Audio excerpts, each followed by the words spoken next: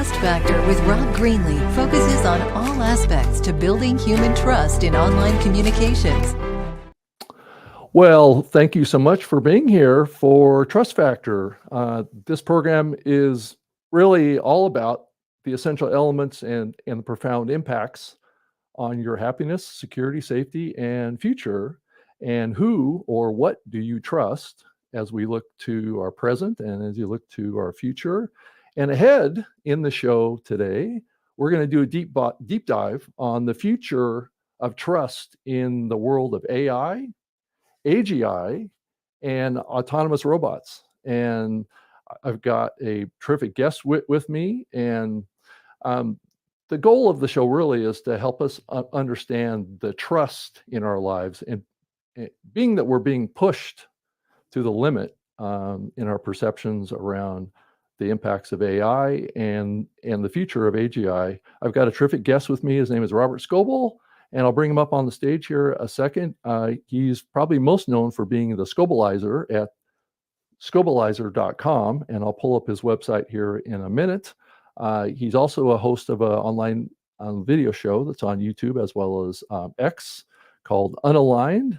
I happen to be wearing a shirt from his brand. So it's kind of a cool brand as it comes to AI and robots and things like that, how we're all struggling to cope and really kind of deal with this kind of feeling of being unaligned with the technology and how it's developing as we look to the future.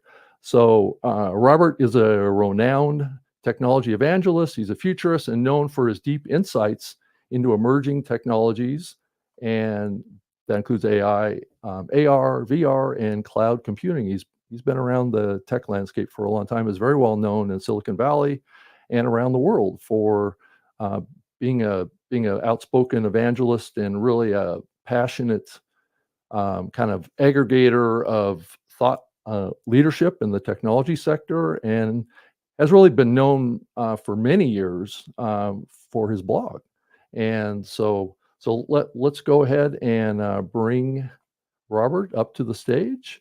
And I'll play a little bit of a video here in a second from his Unaligned TV show, and so we can really see what he's up to. So let's bring him up to the stage. And Robert, thank you for joining me, Robert. What's going on? Trust when it comes to technology is about to really change. I trust my family's life in an autonomous car next to a wall going 80 miles an hour. I do the same thing. I just drove all the way down to Washington, D.C. with autonomous driving, and it took me all the way down there. Yeah. So we've been around. We're getting old together, man. I was saying back, I was Apple's first child laborer, and Siri was launched on my show, and I've just had a crazy career of watching the bleeding edge of the tech industry. And we're about to change into a different kind of technology. I mean, in 5 years, there's a good chance you and I have a robot in our house. I've been thinking a lot about that. Actually, I think I have a robot in my house right now, and it's called a Tesla Model 3. That's true, but it's in the garage and can't come in the kitchen and do your dishes for you. Well, that's true. But I think that there is some things that the robot can do that may be a little bit more value packed, right.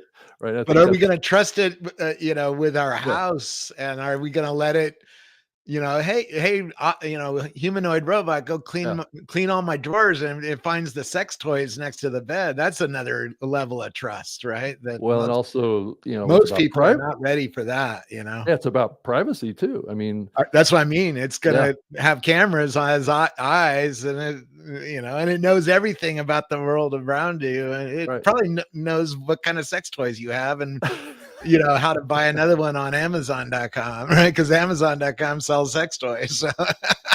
Yeah, and you've been known for a long time of kind of trying to pull back the covers on this, right? Peel back the onion, or however you want to say it, on what's been termed many times by you as the freaky factor, right? Yeah. And that's kind of what we're coming into as an age of lots of freaky factors. Well, here's one. Last Saturday, an entrepreneur came to my house and showed me a prototype of what he was building. He's building a virtual being that uses a cell phone camera to see. So I was walking around with my camera, and a virtual being was in my glasses. It could see the kinds of lights I had in my house, right? And go, oh, nice podcasting setup. I'm like, what? An AI can tell me about the teleprompter I have, and the lights I have, and the microphone I have, right? And judge me. It's like, oh, there's a lot that's about to change. Yeah, and I do agree. Well, let me step back and say a little bit that part of this is about sensors, right? Getting into our lives and being able to detect data in the real world and be able to feed that up to some sort of algorithm or bigger kind of tech stack that can analyze that and make recommendations to us, actually make decisions for us. But that's a whole element. It knows everything in the Smithsonian. I walked around Washington, D.C. recently with my kids and took pictures like in the Air and Space Museum, the Holocaust Museum, and went to Thomas Jefferson's house, took pictures there. And I fed it into ChatGPT from OpenAI company, and it knew everything. Everything. That's freaky, right? Everything. It knew everything. It's like everything I took a picture of, it could tell me where I was standing, what I was looking at, all sorts of things. It's like, whoa, people. This is what I'm saying. When you get a humanoid robot, it's going to know everything in your house, and you're going to go, how does it know every brand in your house? Because it knows already. Certainly knows what Coca-Cola is. Right, and I think that's been one of the kind of dark spots of the data gathering, right? Is kind of local neighborhoods and in your own personal residence. Those kind of things have been a little bit of a dark spot for AI and technology in general to actually know those things. Granted, we're putting lots of photographs out there and lots of other types of information about ourselves, but I agree with you. I think that everything is going to be under surveillance or able to be quantified in some sort of a sensor. Even our human bodies can be, detected at a much deeper level. And I think there is aspirations for getting inside the body and really understanding what's going on. And that could be good, or it could be kind of scary too. Dag Kitlaus, I don't know where my phone went, but it's outside. Dag Kitlaus, the co-founder of Siri, one of the three co-founders of Siri, just started a new company called Riva Health. And he showed me what he's building. You put your finger on an iPhone camera and it tells you your blood pressure. So you're absolutely right. We're about to get a lot of new capabilities because of AI and these new large language models that are running, like ChatGPT or Google Gemini or Anthropic Claude or Perplexity, these kinds of things. And they're getting vision feature and they're getting voice features at a frightening rate, and they're getting better. Right. So you start going, oh, she's the new ChatGPT mobile app. You talk to it and it talks back in real time. Right. This is not Siri anymore. This is a new form of AI that's doing this. And it knows everything that you aim the camera at. Right. So you're at Yosemite National Park. You aim the camera. It'll tell you, oh, that's Half Dome over there. That's right. That's Yosemite Falls. It'll tell you that because it knows everything. It knows everything. Let's just start with that kind of understanding of where we're about to go. Yeah, and then also layer on top of that, Robert, things that you've been talking about, augmented reality too. So how do those two things, and then we'll dive into the whole kind of robot stuff. But how is augmented reality going to factor into this? We're about to get a pair of AI-driven glasses from a number of different vendors. I just was at Display Week a couple months ago here in Silicon Valley, and I saw the new augmented reality glasses that are coming out. They have a projector that's a quarter the size of a sugar cube. Wow! At the edge of a waveguide that looks like something like this, and there's a projector shoving light into the glass.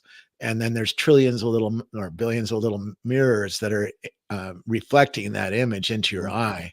And it gives you a 720p monitor in front of you at about a 70-degree field of view, which means the glasses aren't going to be completely immersive. I mean, I just was at Somnium Space in Prague, and they have a VR headset that's 140-degree field of view. So twice as much field of view, and you're really immersed. Like if you're flying a flight simulator in that, it's really immersive and really messes with your mind into thinking that you're inside a real plane flying around. Yeah, it's going But to be anyways, really these classes are really going to be pretty fun to play with when they come out.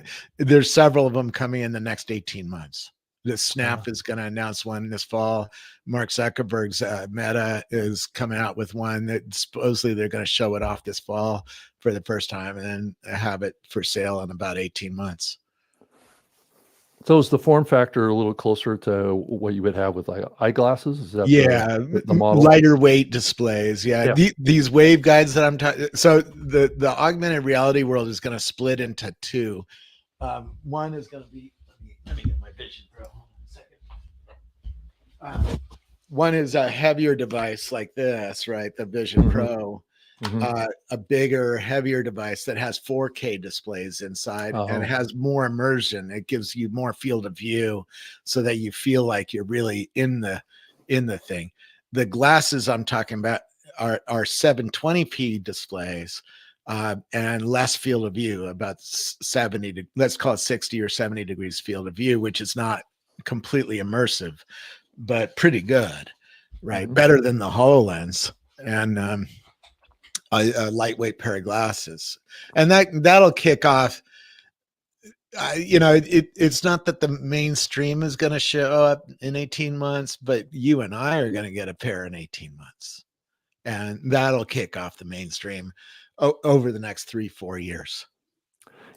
Yeah, as I was kind of doing a little deeper research on this topic of where we're moving with AI and robotics and stuff, I just found so much information about how this could roll out and how it's going to potentially impact our world and how we think about technology and all of our work and our lives. And I mean, it's such a profound shift that's a big reason why I wanted to do this episode was there's just so many elements to it. And I think we could probably do a 3-hour episode on this because there's just so much implications. Every night or two, I'm on Twitter or an X space, an audio space, talking to people from around the world about this new world coming at us. And we can talk for many hours. And it probably wouldn't even cover most of the situation. Coming, but certainly you can cover it superficially. But if you are an engineer and building this stuff, we're not going to get very deep. We're not going to tell you how to take a sensor reading off the eyes and do something with the hands. That takes a little bit more talent than I have. So I wanted to pull up your longtime blog just so people could see it. And I'm wearing the Tesla shirt. It's good. and this will kind of kick off our bigger topic. And your website is here. Let me pull it up here. I've got it as far as your address. I thought I had it here handy. Let's see here. It's in here somewhere. Where did it go? All right. Maybe I don't, but I thought I did. So let's see here. So I can find it here. Oh yeah, here it is. So so here's your two, actually the first two domain names are your website. So blog is the best place to go. And you've got really long form content over there. So and on X, I write every once in a while, I'll uncork a couple thousand words. So it's awesome. And this article really goes into a lot of detail about this topic, about the Tesla Optimus and the opportunity of that and where it's going and its consumer strategy as you look out to 2028 and beyond. And I think, I don't know what you think the timeframes on these things are, but there's several.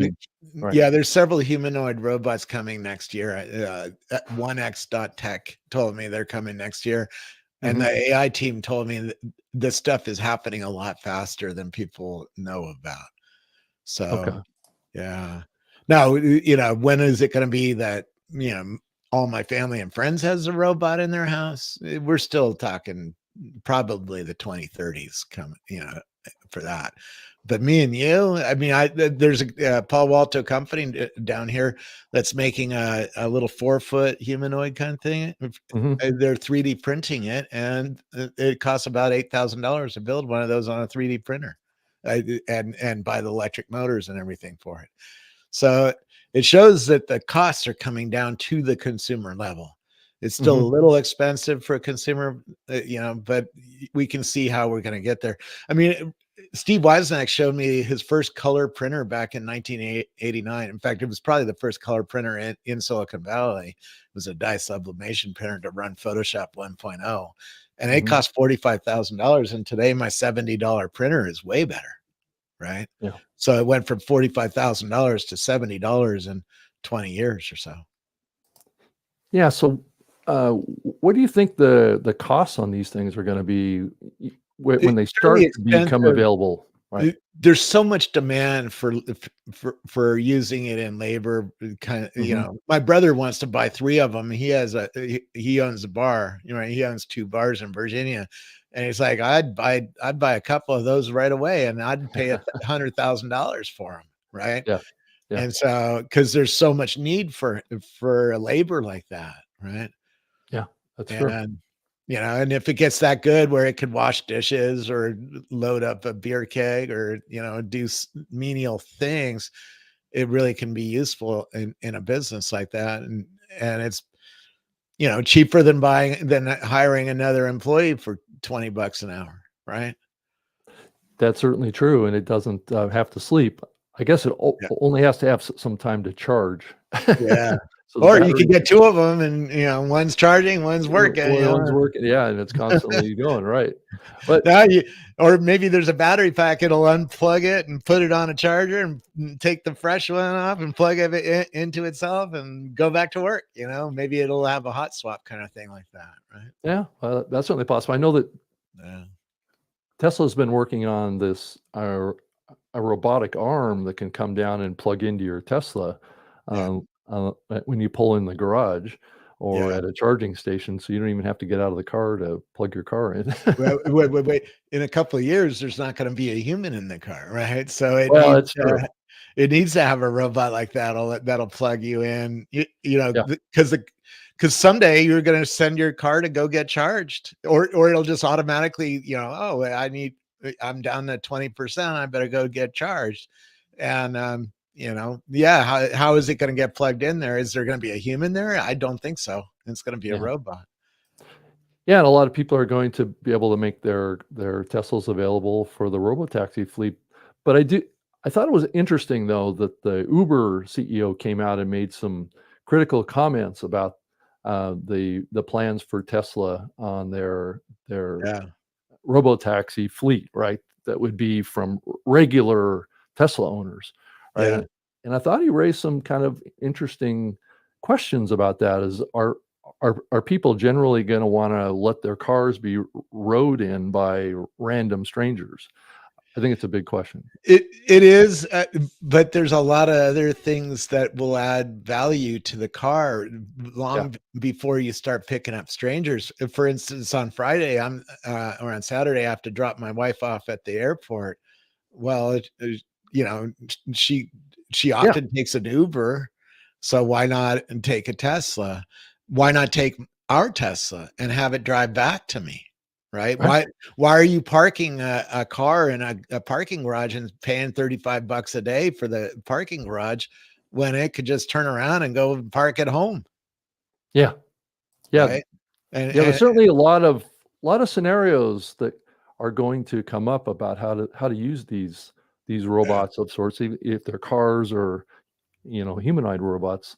That it's hard to imagine, and yeah, those are things that will come up as we get these type of devices. But like you just expressed, I hadn't thought of that part, but I have thought about having someone um, take me to the airport and then just ride back in the car. It's not like it's a big burden to them because they don't really have to drive. They just have to turn it on and then Yeah. come back, right? So it goes both ways, but certainly, having it not need a human in the car is a whole interesting kind of deal. And then it goes back Yeah. to where it's Yeah, stored. because you could send your car to pick up a family member, or Right, you right. go over and pick up your best friend, and then bring your best friend over the house, right? What, Yeah, it's true. stuff like that, right? Yeah. And So as certainly, if you're gonna do anything like drinking or anything, you want an autonomous car because then you can, not worry about causing a tragedy or getting arrested right. or something like that, right? Yeah, I think they call that drunk mode, right? Is that what they're gonna call Well, it? and we're talking a few years, but you can already do Right. that in San Francisco. You can take Oh, if you're going out to the bars, you can take a Waymo back to the hotel, Waymo, right, right? exactly. And there's no human in the car. It's Yeah. already here, right? So it's not just Tesla doing this. There's Zoox and Waymo and Mhm, Cruise from General Motors, which just made a deal with Uber just yesterday. They announced that they're going to supply autonomous cars to the Uber network, which is mhm. real smart of General Motors to do, Yeah, right? yeah, exactly, So and yeah, so as we move closer to the future of AI, I'm gonna transition into talking a little bit more about AI and robots, but, yeah, um, the artificial general intelligence, I've been hearing talk. I heard, I think it was Peter Thiel talk about this here recently on the whole Turing skills, right? As a bigger factor in AI than probably AGI, right? It yeah. feels like AGI is a little bit of a too, it's too ethereal of what it really means, but I Well, think what here's right. a simple way to think of it. When I went to the 1X robot company, they spilled some coffee on the table on purpose to Mhm. to watch how the robot would clean it up. And the Yeah, robot had to be told to clean it up, right? Hey, there's a mess here. Can you clean it up? yeah, With future AIs, it's going to do that automatically, right. right? Because it's going to be smarter. Right now, it can't really take its own actions. It has to wait for directions from a human being. But with the AGI world, it's going to be smart enough to take its own actions and plan out its own day and plan out its own tasks, right? Yeah, yeah, And yeah, that, to me, that's when AGI is really here. And many people in the industry say it's 2 years away, which 18 months again, yeah. right? Yeah, so this Turing test, I I guess, is really more about kind of, the AI having human characteristics Yeah. in their ability to process information and make decisions, right? And they're more autonomous, I guess, and taking Yeah. less direction. So we're probably gonna have, what, 2 different types of robots, ones that are very much, task driven or Well, you got your given things vacuuming to do, robot. and then ones that think for themselves, right? Well, you got your vacuuming robot, which its mission is to keep your floor clean, right? And that's all it really does. It's very Yeah. specialized kind of Yep. robot. Yep. This humanoid robot can do all sorts of things from, teaching you to dance to washing your dishes, right? Mhm. Yeah. Yeah, so there's gonna be probably 2 major types of these AI-driven robots, right, that have, Yeah. different skills or abilities, and you'll probably pay a premium for an AGI robot as opposed to a skills, robot that we see right now in manufacturing and ones that are very kind of task oriented. So I Yeah. wanted to mention also, Well, I the did a AI little is getting smarter, so you're going to even see even the vacuuming robots are really getting much more capable because the AI.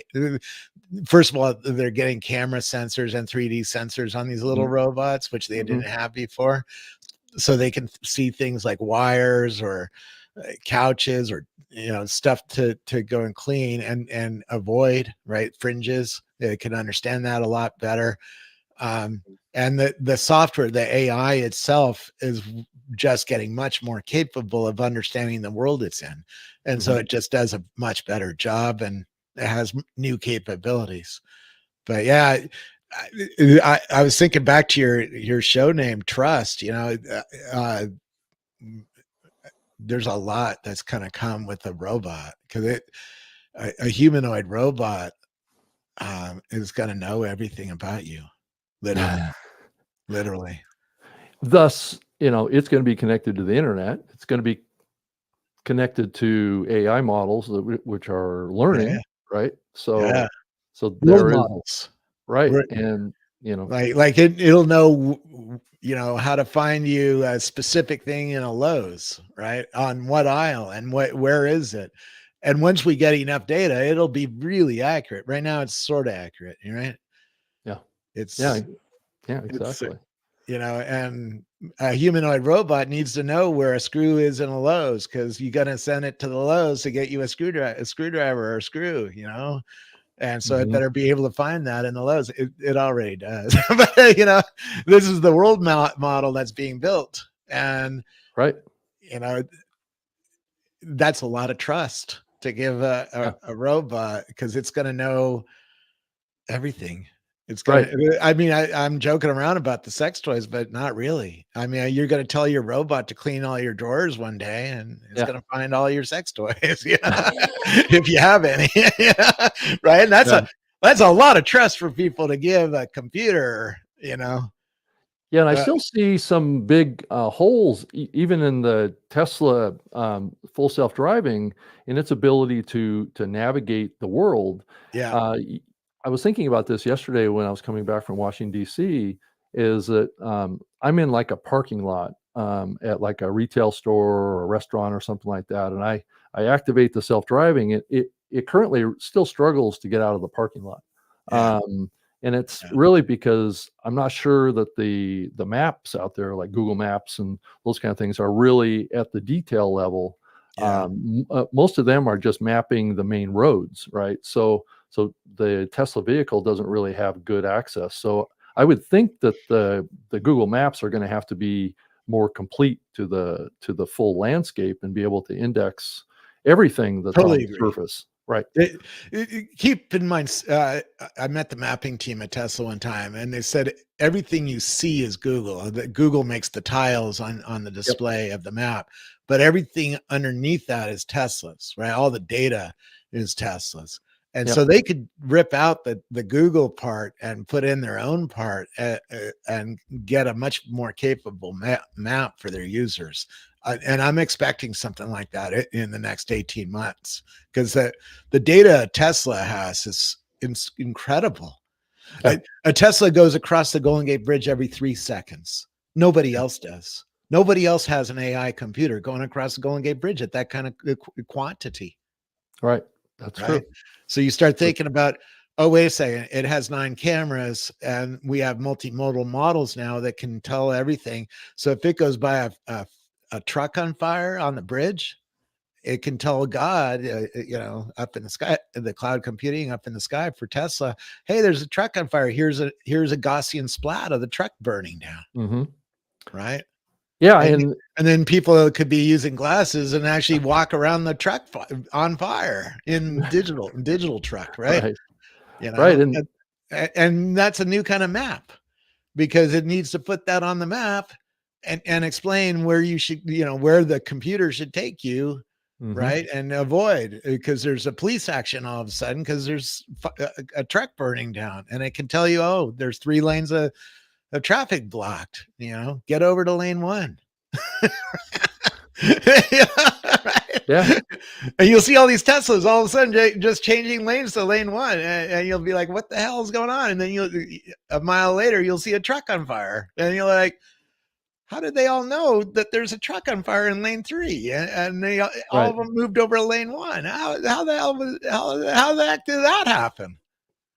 Yeah, it was because, prior Teslas went through there, saw it, right? Every Yeah, 3 seconds, right? yeah, yeah, And so, yeah, it's interesting, I mean it can know how long it took the fire truck to arrive to start putting out the fire, yeah, right? So now it can feed that data back to the mayor and say, hey, your firefighters are taking 15 minutes to get to the fire. They're going slow. Need some yeah, motivation. Or a yeah, new so system, or a new fire. They could, right, spend some money and build a new firehouse that's closer to the thing, yeah, so I right? think that the big takeaway here is of this conversation right now is that we have just seen kind of just a fraction of the amount of data gathering about our world, right? Yeah. And it's going to be mapped, and it's going to be put into the network, and these full self-driving software, and a lot of people probably don't know this, but that same software is being put into, or that same kind of self-driving neural network is going to be put into the Optimus robot, right? Yep. Or it's already in there. So Yep. yeah, I'm sure that software has And got to your be augmented reality glasses too. By the right. way, when you do get a robot, you're gonna probably need a pair of glasses to control the robot. Because one thing about that's magical is you can embody yourself in a robot, right? Mhm. If you have a humanoid robot and you have, a Vision Pro or something like that, you can actually put yourself into the robot and walk around as a robot. It's crazy to think about that, but I already did it at the One X Tech uh, uh, robot company, and it's really crazy. So Yeah, I they're hadn't thought about paired. that before, but you're exactly right, and that Yeah. kind of changes the dynamic, doesn't it, about human robot control, Yeah, yeah. possibly. And also, if let's say you're trying to learn kickboxing from your robot, you're fighting your robot, which probably is going to be a few years because you don't want to be hit by these things. They're going to hurt. The Steel carbon hands are not fiber, going to be a good thing, right? no, the 3D printed carbon fiber that they're doing at K Scale, which is the robot company in Palo Alto. Yeah. Um, uh, I banged on it with a hammer, and I didn't even leave a mark. I not just didn't break it, didn't even leave a mark with a hammer, right? Yeah, that's So interesting. imagine that thing hitting you. That's gonna hurt, and Yeah. you're not gonna hurt it, right? It doesn't have any.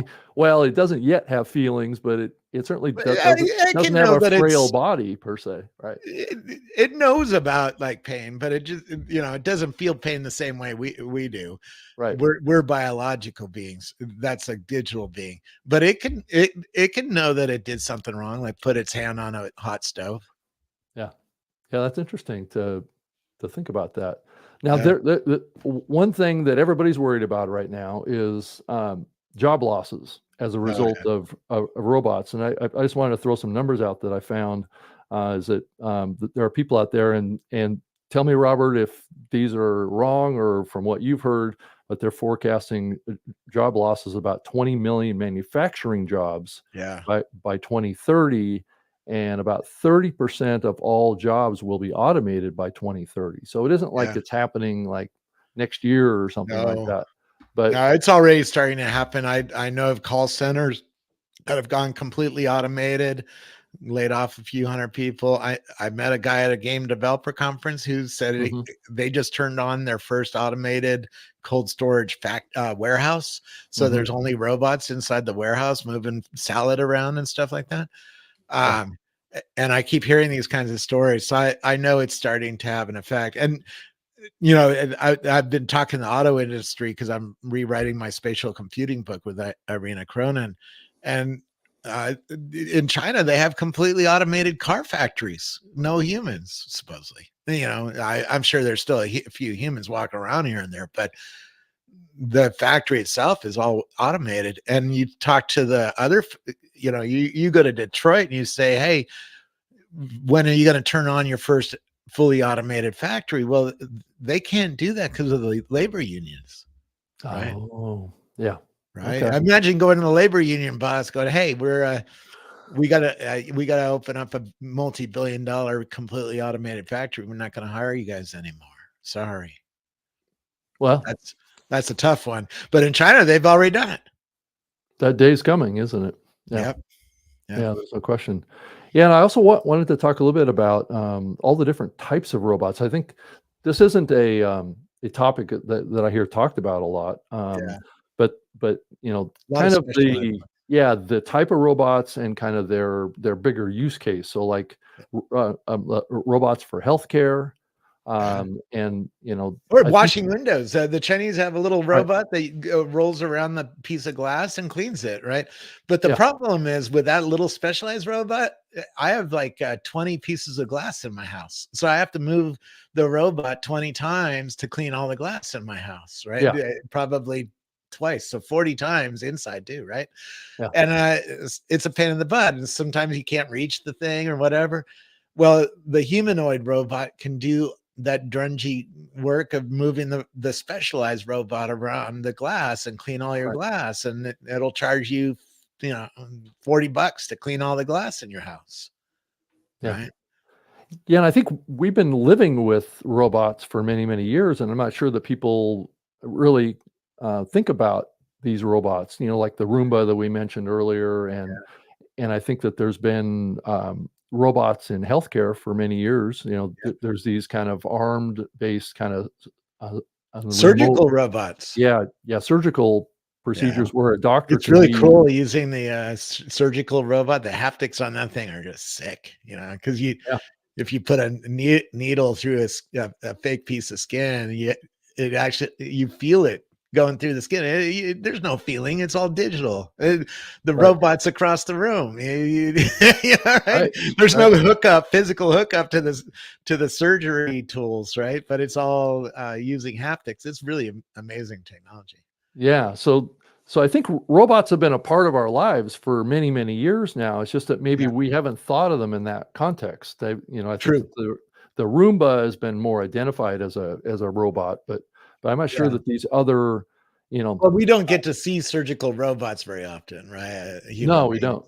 Right, unless you're a surgeon, you see them all the time. But as a normal everyday person, you probably haven't had your hand on a surgical robot, right? right, right. But these humanized robots could replace nurses. They could replace surgeons at some point. They could replace doctors entirely. I know Yeah, that you know someday, it someday in the future, needs a maybe. lot more empathy upgrades before it can do that. Right, right. But I think, as we talked about earlier, But certainly help out, yeah, right? There's a lot of things to do in a hospital that don't require a human touch, right? right. Yeah, like physical therapy, I think delivering supplies to E patients and yeah, even bringing food to people, right. that are in a hospital bed, or moving them a little bit so they don't get a bed sore, right? That a Yep, couple robots will come in and, "Hey, it's time to move you around a little bit," right? yep, yep. And that will probably save the hospital, money. I mean, And it'll there's a be better for the right. patient because, who wants a human being to come in your room and see you naked and right, and move you around? Yeah, that's That's sorta that's true. that's I'd rather Yeah. have a robot do that kind of work, Yeah, exactly. And then I think the home life side. So we had talked about earlier about dishes and cleaning the house and mowing the lawn and those kind of Well, activities. the lawn is probably gonna be a specialized robot, right? If you really Well, we have those right now, but we they do. look like they're like four-wheel kind of rolling machines, right? They don't Yeah, really and have a human form factor to them. the current ones, you have to put a metal wire around your lawn so it knows the edge of the lawn. The Right. new ones, like I Empire Sheep didn't know Company, that. I went and visited them. They're making robots to do landscaping, and their robot can get on a piece of lawn without the wire, right? It figures out where the lawn is just from the cameras. Yeah, yeah, yeah. I think that's where it's going, right? Just like the Teslas, trying to look at the world like humans do and navigate it and make decisions and things like that. That's where we're going. So these limit wires that have been around, or the dog on a restriction area kind of devices, are going to be replaced by vision. Yeah. So it's going to be interesting to see how that plays out over time. And then we talked about the manufacturing robots, and I think that's pretty obvious that that's going to be, I mean, you just look at an Amazon warehouse, and Yeah. they probably have, Million. millions of robots already. So, Yeah. this isn't a new thing, but if I was a warehouse worker in an Amazon warehouse, I would be a little concerned about my future job. So, all right. Unless you fix robots, then you probably have Well, a there job you for a go. while until they start fixing themselves. There's Yeah, a I was million one. robots, man. Somebody has to Yeah, fix those things. Every once in a while they break, right? yeah, I was hoping to talk about that. Is that, what's the changing landscape for Uh, work and jobs in this environment, right? I do think, just like what you said, managing the we robots, we or do right. we do need a new policy, and we do need to have, a debate discussion about the policy. Is it, let's say we take a truck driver off of driving a truck, because that'll happen in the next 15 years, right? Mhm. What do we do with that truck driver? They were making 80 grand, 80 to $120,000 a year, and all of a sudden they're not able to feed their family. That causes not good things in our society, right? Yeah. So we need to figure out, how do we have a guaranteed minimum income for that person, that they just sit at home and collect a paycheck? So, or do we give them the wealth to go back to school and spend 4 years and get a degree so they can repair robots or something, something new, right? Right. Right. Yeah. And or even, teach them how to do plumbing or put glass in. My brother runs a glass shop, right? My brother-in-law runs a glass shop, and so he used to be a tech executive, and he learned over 4 years how to do glass in buildings and stuff like that. It took, a few years, he told me, to pass all the licensing and learn all the things that it takes to learn to run a glass shop, right? Right. And so you need to take a truck driver and give him the wealth to spend 4 years learning a new thing, Mhm. right? To have a shot at another American dream. Yeah. And so we need to have a policy. My dad escaped poverty in New York by going to the army and then getting the wealth to go to school and getting a PhD in electrical and material science, right? And that pulled us all out of poverty. Before that, our family was living in the projects in Brooklyn, right? Mhm. Mhm. So, same thing is needed for everybody who gets laid off. They need a new American dream. They need a new shot. And Yeah. so we need a new policy. But how do you sell that to Americans? Because we're so divided politically that we can't even talk to each other, Yeah. right? Well, and And there's two completely different visions. One is kind of looking at how the world has been, yeah, as far as our economic structure, work culture, what our beliefs are, and then thinking about this new technology based kind of change that's coming, and how yeah, that's going to impact people's lives. And it's a huge transition, and I am a little bit worried that this transition to this new kind of world that we're coming into of I hate to say, but surveillance and data gathering and yeah. aggregation of data to kind of fuel the data that's needed for these robots and the technological innovations that we're right on the cusp of, that's going to cause a lot of people to have a lot of change anxiety. And I think we're Oh, starting to yeah. see the beginning of it. I'm Yes. just not sure how long this transition is going to take and what the costs are along that transition A of it. while. I mean, to take a human, I know humans who have gone from cooking in a kitchen to running a computer uh, company, but it took a very special school to do that, and it took a few years, right? Because Yeah. you can't just learn how to program a computer. If you're a truck driver, learning how to program a computer is hard for that person, Yeah. right? And so you got to go to school and have the time and not have to work three jobs just to put the money on your table to feed your family, right? You Hmm. can't be working an Uber job while going to school. You're not going to have time to learn. Right. Yeah. It's I true. mean, I know people do it, and it can be done, but it's far harder to really learn something new if you're working at, two jobs during the day, and then you get home and you're tired and you're not doing your homework properly.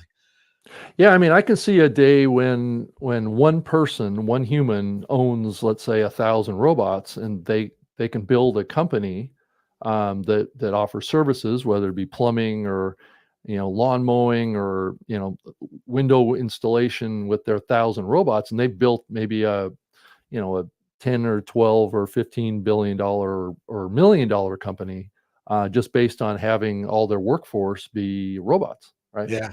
Um, is that kind of what the future of work looks like for us? Is who owns these, right? And is Uh, there going to be robots that nobody owns? ooh. Like a government owns, or that are I don't know. completely ownerless? Or That's an they're interesting concept to think about. It's like, who would make it? Why? Why would it be made? Why would it be put in service? You know, and what if robots made robots? yeah, but then the robot owns it, right? You know, and who owns the robot? Elon Musk. You know, Elon's going to claim ownership, right? Well, If an Optimus makes another Optimus, who's going to own the new Optimus? You know, it's Elon. You know, Elon's going, oh, I own that thing. You know? yeah, I thought that the whole mantra as we look into the future is that uh, uh, you will own nothing and be happy. So maybe there's a scenario that maybe these things become sentient, autonomous beings at some point. I mean, this is really far off in the future, right? Yeah, give us Yeah. 20 to 50 years, a lot of weird shit like that happens. Right? It's like that's really going into the freaky zone to start thinking about that, right? Here's one. Are you going to bring your robot on vacation with you? Let's say you go to Europe for a month on vacation. You got to bring your robot with you. I'm going to bring mine because it's very useful. Right? But why? Yeah, but why would you bring it? Is the question, right? I might rent another one over in Europe and call that mine, right? And for the month. But I'm going to have a humanoid robot with me on vacation, because if I want, let's say I'm in New York and I want to go to a pizza place. Well, you got to stand in line for an hour sometimes at some of those places. So I'm going to have the robot stand in line for me, and I'm going to go and sit at the coffee shop across the street until the robot gets near the front of the line. Then I'll pop in with the robot. So I do know that there's a lot or of even go further, just have the robot get what you need, the pizza, and bring it over to you. It's true. That's a true vacation. You can just kick back and the robot can do all of the grunt work while you're on your vacation. Right. Yeah.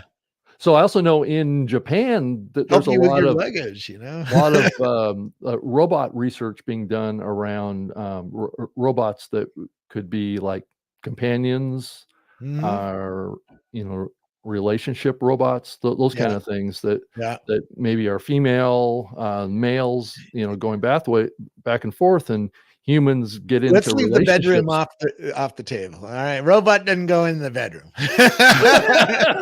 At least not for that purpose. Robot will go in and clean your bedroom, organize your bedroom, but I'm not insinuating anything. I know Elon has joked about this, right? No, but you're going to fall in love with the robot in the other places, because it's going to make your grandma's favorite recipe for you whenever you want, or clean your toilets, or play chess with you, right? You're going to be like, oh, fuck, this is really cool. Right. So there's probably a future where humans get into relationships with these robots, especially as they become already happened. CNN had a show 8 years ago about people who fell in love with robots 8 years ago, and they're pretty ugly and pretty stupid robots compared to what's coming. So they're really kind of jerky and they don't look like a human. They don't talk to you, right? The AI just wasn't ready until just right now. Right. So to do really amazing robot. So I know people are going to fall in love with the robot, even if they leave sex off the table. Right. Yeah. Well, because it's gonna be pretty fun to have a robot. Yeah. But you have to admit that with some of them, that's going to come as part of the package. Right. So, extra fee. There'll be some robots that'll be like, no problem, let's go. Because you and I both know that there's going to be big money in that, right? So it's a weird future, man. Yeah. It certainly is. And then a couple areas we haven't really talked about yet too is kind of like space exploration, and the biggest fear is military applications. For these robots, right? I don't know about you, but I've had this thought that likely if Elon Musk is going to send the Starship to Mars at some point, I think he stated that he's shooting for 2026 or 2028 or something like that he's shooting for. It's coming. You see the engine designs, and it's like, okay, it's coming. Yeah. I mean, why wouldn't he send his first mission of autonomous robots to the Mars, not humans. I would recommend that because there's a lot of radiation pelting the surface of Mars, and unless you have, my dad is a radiation expert. He said you need 6 feet of water between you and the sky, or a good chunk of lead, and both of those are really hard to do in space because it costs a lot of money to get that much water up there, and or dig it out of the ground and process it and get that much water, and it's hard to get that weight of lead up there. So you're going to live underground if we get there. But you're right. Why not send the robots to set up the tunnels and build some homes, and and build some sort of thing that would support human life before we get up there. Yeah, I can see that. I mean, it just makes sense. I mean, he's starting to, I'm talking about Elon Musk, he's starting to roll these robots out first in the Tesla manufacturing factory, which is kind of like an obvious move, right? Because he thinks that that's the first step, is the manufacturing side. Right? It's who has the most demand, therefore who can pay the most for the first robots, right? And, exactly. And he's a capitalist. He wants to make money, so I'm sure he wants to take the low-hanging fruit first, which is a bunch of work jobs, right? Yeah, I would think that he would want to kind of cut down on his labor costs in his manufacturing facility, because he's under a lot of pressure to get these Tesla prices down.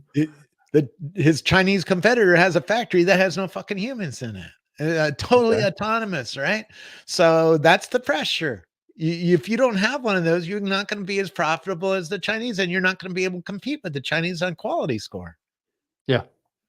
Well, so you want to have access to the Chinese market, you better have an autonomous factory soon. Yeah. Or something really close to that. Yeah. And on the space exploration side, we've had lots of robots that have been doing work on Mars and things like that. I mean, I know that they get robots, rovers. Yeah. Right. They take a certain amount of direction from humans on Earth, but they have to operate kind of autonomously, because the transmission time between Earth and Mars is too long for it to be real time. It's not like they're on a couple of minutes, right? It's you tell it to turn, you tell it to stop because it's heading toward the cliff. Well, by the time it gets the stop command, it's already over the cliff. Right. So it's got to have sensors in it that detect real world kind of scenarios. So I think we've been playing around with robots in space for many years, And by the way, JPL invented slam map. So the technique of doing that is slam map. Well, now your robot has a slam map, right? It works the same way that the robot on Mars used to work, right? Mm-hmm. Yeah. It's the same kind of technology. So yeah, it's a new world. Yeah, and I think with the whole full self-driving kind of stack that Elon has, I mean, I think robots will play an increasing role in space exploration, even beyond just trying to colonize Mars. It's probably going to be a lot of aspects of our space exploration is going to be driven by autonomous robots increasingly. A lot of the humans are going to be down on Earth building things in simulators and testing them out long before you build them in physical. Even if you send a whole bunch of robots, you're going to do that in a simulator first to train all the robots how to build a tunnel, or how to unload a lander, and build things out of it, right? So yeah, it's a crazy world coming at us. Trust, a lot of trust. You gotta trust your family's life to melted sand. I don't know, right? Yes, you have a Tesla. I trust it all the time, next to the wall, going 85 miles an hour, right? Oh, I do too. I mean, you have to in order to use it, right? I mean, you have to let it go right up to the point of failure, right? I mean, I do it all the time, right? I'll let it. I'll take it as far as it'll go. I'll be honest with you. I'm looking at the phone on the freeway. I don't know what you're doing, but I'm letting the car drive, and it's driving real good, and it's driving right next to a wall at 85 miles an hour. It could kill me at any point, right? which is a scary thought to think about too, right? It is, because you're right next to the wall, a foot and a half from the wall, going 85 miles an hour. Like, oh, it could put me in the wall. You know, Well, it wouldn't take much. yeah. I mean, it raises the specter of, you know, if somebody wanted to take you out, it would be really easy to do that, wouldn't it?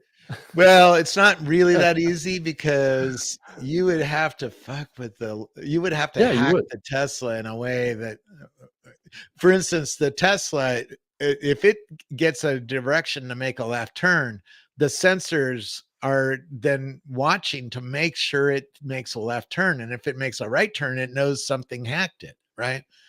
Because something perverted its system, right? So you saw that movie on Netflix that showed all the Teslas without cars driving in, you know, crashing into each other. Yeah.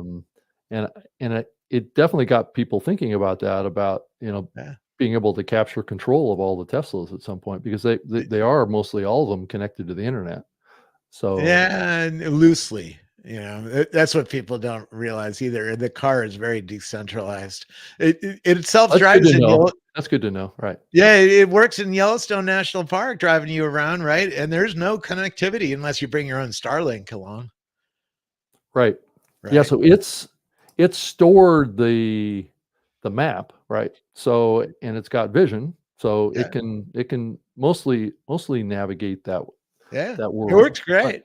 And Right. the map is a little wonky because it doesn't have access to the map data, but it drives just fine. It Yeah. knows, how to drive locally without talking to the cloud computing. It can drive without being connected, right? Yeah. So Yeah, that's true. it's a fairly well thought out system, and that's why it hasn't been hacked at any scale, right? It's really hard to hack this system. That's good to know. Yeah, I have That a security that list definitely on X. builds trust. Well, That and right, and that you'll lose a lot of trust if it does get hacked and you see somebody driven into the wall, or 100 people lose their life in a day or something like that, run through a red light because something perverted the system, right? You won't Yeah, trust that anymore, and you'll be like, oh shit, I'm not going to do that anymore. I don't know that you'd be able to tell, if it was hacked or not, because, I mean, I see Yeah, you would, situations. Would you? because human beings are patterns and machines are patterns. And if the pattern breaks, if all of a sudden 100 people get killed, you and I both know that we would be like doing a lot of research real quick, trying to Right. figure out, why did 100 just kill humans all at the same time? That's not true. a pattern that exists right now. Right now, it doesn't put me in the wall, Right. right? That's true. The other thing that the tech industry knows, and for your show, is they know when people get like 3 days worth of rides in an autonomous car, they change as consumers. They change their trust of computers, Mm, yeah, because I now can you're see that. using a computer to drive your family next to a wall. That changes what you trust. Yeah, because I think for the longest time, Robert, I mean, both of us used to work at Microsoft, right? Yeah. And I think that this image of trusting computers to be reliable in kind of life and death type situations has always been a Yeah. little sketchy, because there's been all these instances of blue screen of death, right? Yeah. Right. That's been out I'm there still for watching a it long time. close. I don't know about you. It's like, Yeah, oh, yeah. is this thing going to put me in the So wall or not? so it did take a lot of trust Yeah. to actually get over that concern that, well, this is a computer and it's really handling one of the most important tasks that I can imagine, right? Which is Yeah. managing my car, and I just have So, let it do a lot of things, right? so once somebody lets their Tesla drive them around town and go through stoplights and stuff like that without, touching the car, don't you become much more accepting of like automatic shopping in your kitchen, Yeah, I think that I which is what the robot really is going to bring, right? I tend to think that maybe we've reached a point in technological kind of development that it is becoming more reliable, and more trustworthy, Yeah. on the scale of safety. I don't know Yeah. that I have the same level of trust when it comes to information and privacy. I think that I, is I been think that's about to known radically for. change. Oh, you think it's going to go the other way? Yeah, no, Apple's been talking about, blocking access to user No, data. no, no. I think humans are gonna figure out they get a much better thing out of their robot if they give it more data. You're gonna teach your robot Right. everything about you. You're gonna have a conversation one night with your robot and go, "Hey, I like pepperoni pizza," right? Because you're ordering pizza. And now from then on, it knows you like pepperoni pizza. So the next time you order pizza, it'll go, "Hey, do you want pepperoni pizza like you usually have?" Right? Yeah, I already see that behavior in my Tesla. It tends to know what I'm or project what I might be doing based on my history, right? Yeah. So if I usually go to, let's say, Costco on Saturday, and I get in my car Saturday afternoon, that's at the top of the list Yeah.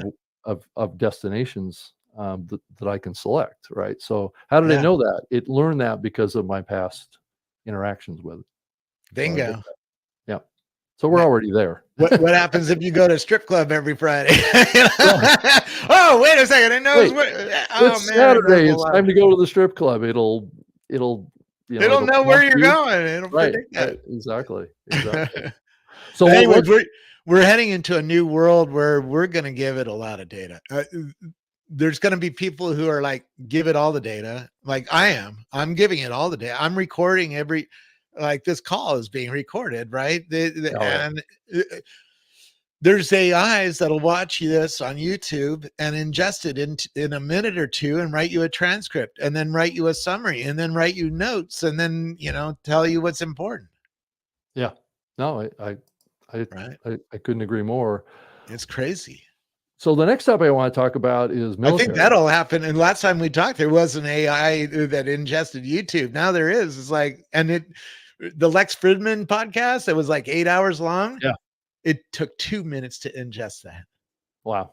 So it Okay. could watch the whole thing in 2 minutes, and then it has a transcript, then it has a summary, then it has notes, and then you can talk to it. It's Like, oh, what else do you want to talk to this stupid video? You're going to talk to the video. Like, what else you got? it's actually, I mean, I would say that's probably a huge kind of piece of content that would be good for training data for Yeah. the AI, right? I So think it's going to change our jobs too. Podcasting, now you have to think about it. You're going to have an AI as an audience, right? yeah, Because many people are not going to watch podcasts anymore. They're just going to give, they're going to send this show to their AI and say, "Hey, summarize this for me and tell me what's important in it." And oh, okay, there's a really important thing that we talked about for a minute. Take us right to that spot and let us listen to that or see it. Right? If I showed you something, yeah, yeah. right? Oh yeah, totally. I mean, and I think we are seeing it in podcasting increasingly that Yeah. all this data, and I think that there's a little bit of risk. Those that are heavy podcast or content creators like myself about, what the future looks like for the ownership that we have of our likeness and our voices, right? Yeah. And how those could be used in the future. I know that YouTube is planning on translating all of the content on their platform into all the languages of the world, and syncing that audio change to our lips and our videos, right, Yeah. to make them align with each other. And so we're seeing, this technology being used in a lot of different ways. But I wanted to talk a little about military applications, because I Yeah. think this is a huge area too. Robots are obviously starting to be developed and deployed in increasing ways to handle dangerous tasks and dangerous situations. And I don't know what you know about all this Yeah. stuff. I mean, a lot of this A stuff is little bit. probably top secret to some degree. And No, not hugely top secret because the bidding process for the military, let's say they need a bunch of robots to do something on an aircraft carrier. They'll have an RFQ and somebody will bid on that. It's not hugely secret. hmm If they have some weird ass sensor that nobody knows about, okay, that might be secret, right?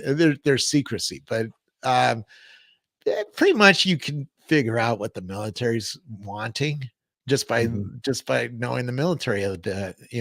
For instance, an aircraft carrier has 4,000 people on it. It's a supply chain. It, when I was on an aircraft carrier, there was 2 other ships hooked up to our ship, passing, huge uh, things full of food and stuff like that Mhm. over to the aircraft carrier. And then most of the 4,000 people never get to fight, never get to do the shit, that go and blow things up or kill things. No, most of them are fixing engines or Yeah. cooking or, you know, doing various maintenance things, right? Yeah. And all of those need to be trained. So one thing you learn if you go on an aircraft carrier is the whole thing is run by 18-year-old kids. The whole ship that they drive the ship, 18-year-old kids, right? It's billions of dollars worth of taxpayer money, and a kid is driving it. Well, Mhm. the kid had to learn to drive it, Yeah. right? The 18-year-old had to learn, had to go to class and understand how to do it. Right. So Well, now with glasses on in a simulator, I can teach that kid how to do it much faster than with a book or even with a YouTube video. so over time, we could see these ships being, really controlled and operated by AI or robotic processes, right? I mean, a lot of these Yeah. things, Even you if a have. human is doing the Right. work, because a human is still better at a certain job, they're going to be wearing augmented reality glasses and it's going to show them how to fix that thing and watch that they fixed it properly. So that, if that thing crashes in the future, there'll be proof that the guy didn't fix it right. Yeah. And it'll keep him from making the mistake in the first place. So the crash won't happen. Yeah, I'm curious if everybody's fear is gonna be realized where there's kind of soldier robots, Oh yeah. coming. Yeah. I think I saw a news story somewhere that was talking about that, China was creating soldier robots. You don't Um, want these little 4-foot things. Yeah. 3D printed. You can't destroy them with a hammer. You can't cut them. You can't get close enough to cut it with a chainsaw or something or a disc saw, right? It's yeah, not going to let you get close enough. It's going to whack you. yeah, Right. And so it doesn't even need a gun. It's going to keep cutting. And if there's 1,000 of them marching down your street, you're not going to put up much resistance to them because you're not going to get very far with these things. right, and there's also the military robot dogs that are out there too Uh, that yeah, right, Enough said. I mean, the robot military force is coming, and it brings a lot of new ethical problems because if that robot's allowed to kill people on the street, because that's what military robots are going to do. Who's in charge? Who's authority? Who gets called into the president's office for making a mistake? Right? Who's accountable? right. Especially if they're autonomous, right? That's what I'm saying. If they're making decisions on their own, that's really a new problem. And who's going to break the rules, right? Because we could all get together and say, oh, we have new war rules. We're not going to do that in our war. It only takes one country to break the rules, and then everybody has to do it, right? I do wonder though if all of the countries kind of create these battle robots of sorts, and that ultimately what we're going to see is um, wars fought between robots Yeah. versus wars fought between humans and robots. Oh, we'll do Uh, that for fun, right? Football. yeah, which which could bring in an era where there's this constant war because there's no humans involved. So um, yeah, that's sort of dystopian. Like, it is. w- That's a little dystopian, right? I think it is. Iran and Iraq war went on, killed many of their kids, right? And they didn't get it. Neither side got anything out of that. Just killed a lot of their own kids, Yeah. And you're gonna dedicate a lot of your GDP to having a robot war. That's sort of stupid, right? Yeah, but I'm sure it will play into the funding of the military industrial complex though. They're getting enough funding anyway. The real thing is We never fight the next war. We're really good about fighting the last war, right? When Right. Timothy McVeigh blew up the Federal Building, we were good about figuring out how to keep that from happening, right? Right. And Right. we built satellites to watch farms, to watch the nitrate being put on the farm, right? We changed all sorts of relationships with the chemistry industry. We track everything, right? And so now you don't have too many Timothy McVeighs blowing up federal buildings. But we're not planning for the next war, which is these things are going to be cheap. And a country like China or even America can make many robots. And, you know, if you see a couple thousand robots coming down your street, you're not going to give up. What are you going to do? Shoot it with your shotgun? You're not going to stop two of them. Right. Well, I think we've seen war already happen with drones. Yeah. It's being used in Ukraine, right? And very cheaply. Yeah. It's like much cheaper than the Lockheed Martin drone, you know? $200 drones, right? To have Bingo. a bomb attached to them. We didn't plan on that as a war. Oh, you mean there's going to be an adversary that's going to have a lot of little cheap ass drones and they're going to blow shit up? Oh my God. How do we stop that? Yeah, I've seen the actual, videos of that where the drone will actually chase the soldier and kind of crash into him and blow up, right? Yeah. And that's how they kill soldiers with the drones. Yeah. Yeah. So it's craziness, right? When I first I was in Israel at a tech camp, and I saw a general in the Israeli army teach me about drones, the first drones, right? They had a big ass drone up in the sky that, you know, could target stuff down on the ground and spend a lot of money to blow up some guy. Now he's done with a $200 drone. It's like, it changes how you think about war if you're a war planner, right? Yeah. And, what other weapons of war do we not know about yet that they're working on that could change the whole thing?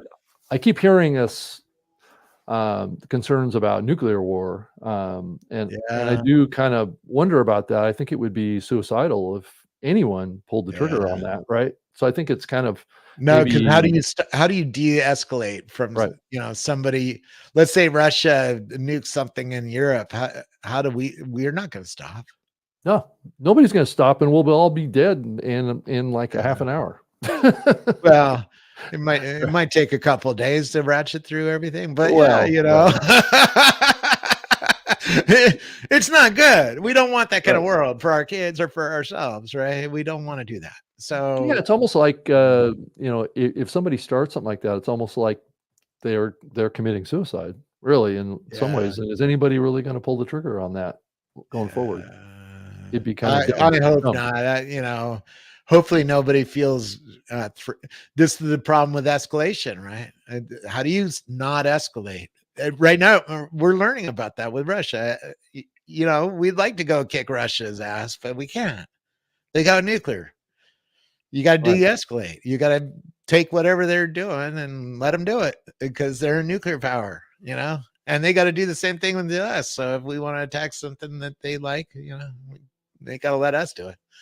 Yeah, it's fascinating that we've mostly maintained kind of more traditional warfare, right, with soldiers and airplanes and tanks and that kind of stuff. Is what I mean. Our technology is so far beyond that. It's a little even with planes though. I met the F-35 fighter jet pilots down in Las Vegas, right? And one of them was like, "Oh, I'm going to beat any F-18 or F-16, which is what we sell to the rest of the world." And I'm like, "Oh, how do you know that? Maybe they're better more talented than you are." And he's like, "No, that's not how this works. Because we're flying at night and I can see you. You can't see me. I'm stealth. You're not. Start with that, right?" And then he said, "I can stop in midair and you can't stop." And he said, "Soon we're going to replace the pilot because the pilot, if you're flying like a curve like this, you can only do eight G's. Otherwise your head explodes. Right. Well, if a piece of melted sand is flying your plane, they don't have that problem. Right. That's right? true.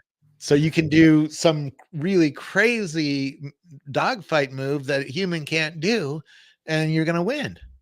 Yeah. So humans are generally probably not going to be casualties much as you look at the future of warfare, right? Unless they're like thermonuclear, or if there's humans on a battleship or on a control craft, right? That get Maybe, killed. but maybe you have a drone army in your neighborhood and it's killing people, right? That's the problem. Is what is the next war is really hard to think through, because number one, we can't really talk about it on public airwaves.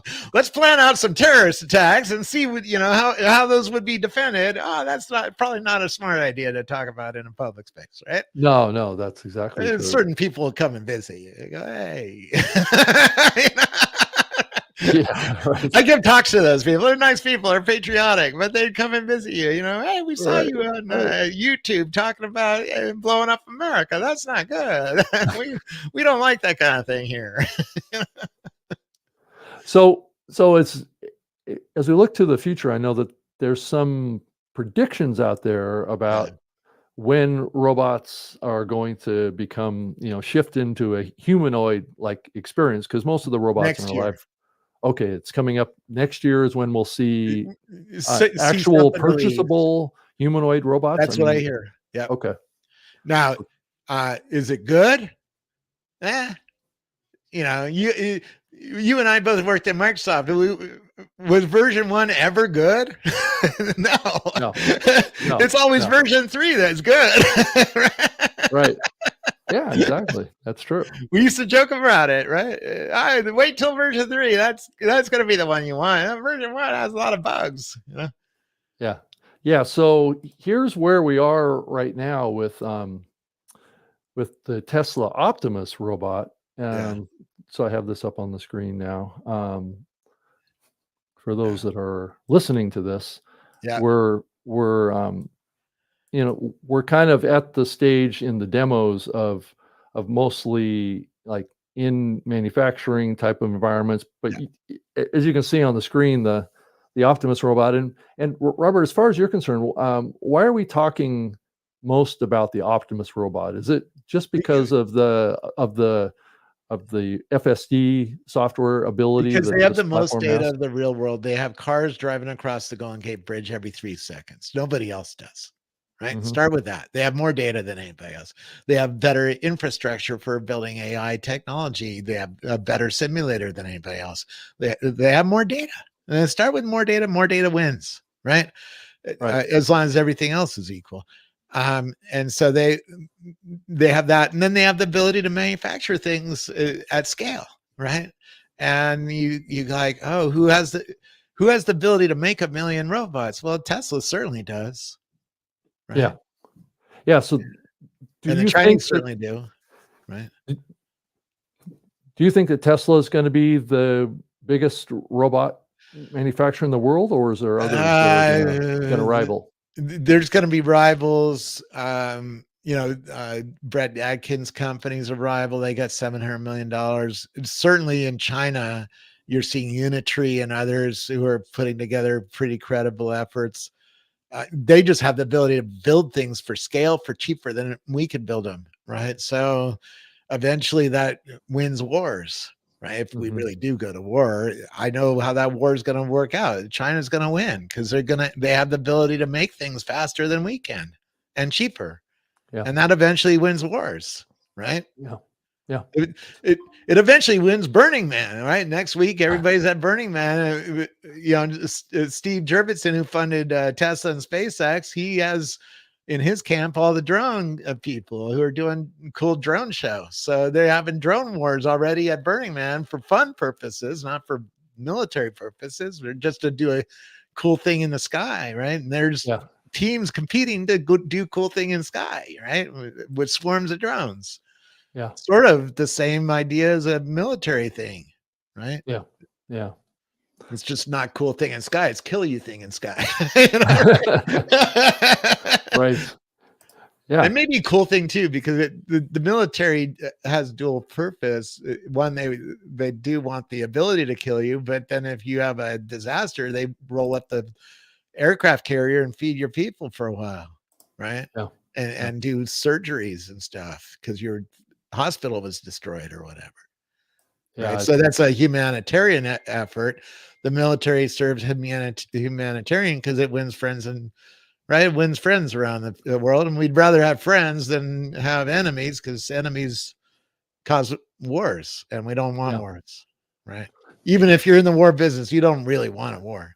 I met a guy who builds nuclear bombs at Lawrence Livermore Labs. And I said, what's your job like? And he's like, I build something I hope never gets used, and I have to prove to the president that it works. Yeah. In a simulator. Mm-hmm. Right. They're not allowed to test their product anymore. Yeah. So they have to simulate it in a simulator to make sure it will actually work if it ever is needed to work. But yeah, it's a different world, the military, right? Because of that, right? Yeah. So let's move on and talk a little about in the last 10 minutes or so of the show, how we might see these robots in kind of more of a service mode, and how they may be monetized, and what those kind of processes might be, whether it's they're going to operate on a subscription model. I mean, if you think about your iPhone today, we buy apps, right? And or we acquire apps, could be interpreted in my mind as kind of like maybe like a skills type platform. It has certain abilities, right, in the app, right? Do you think that's going to be the model that is brought to, let's say, Optimus, is that you'll be able to subscribe to certain skills, like the ability to mow the lawn, or the ability to do dishes, or things like that?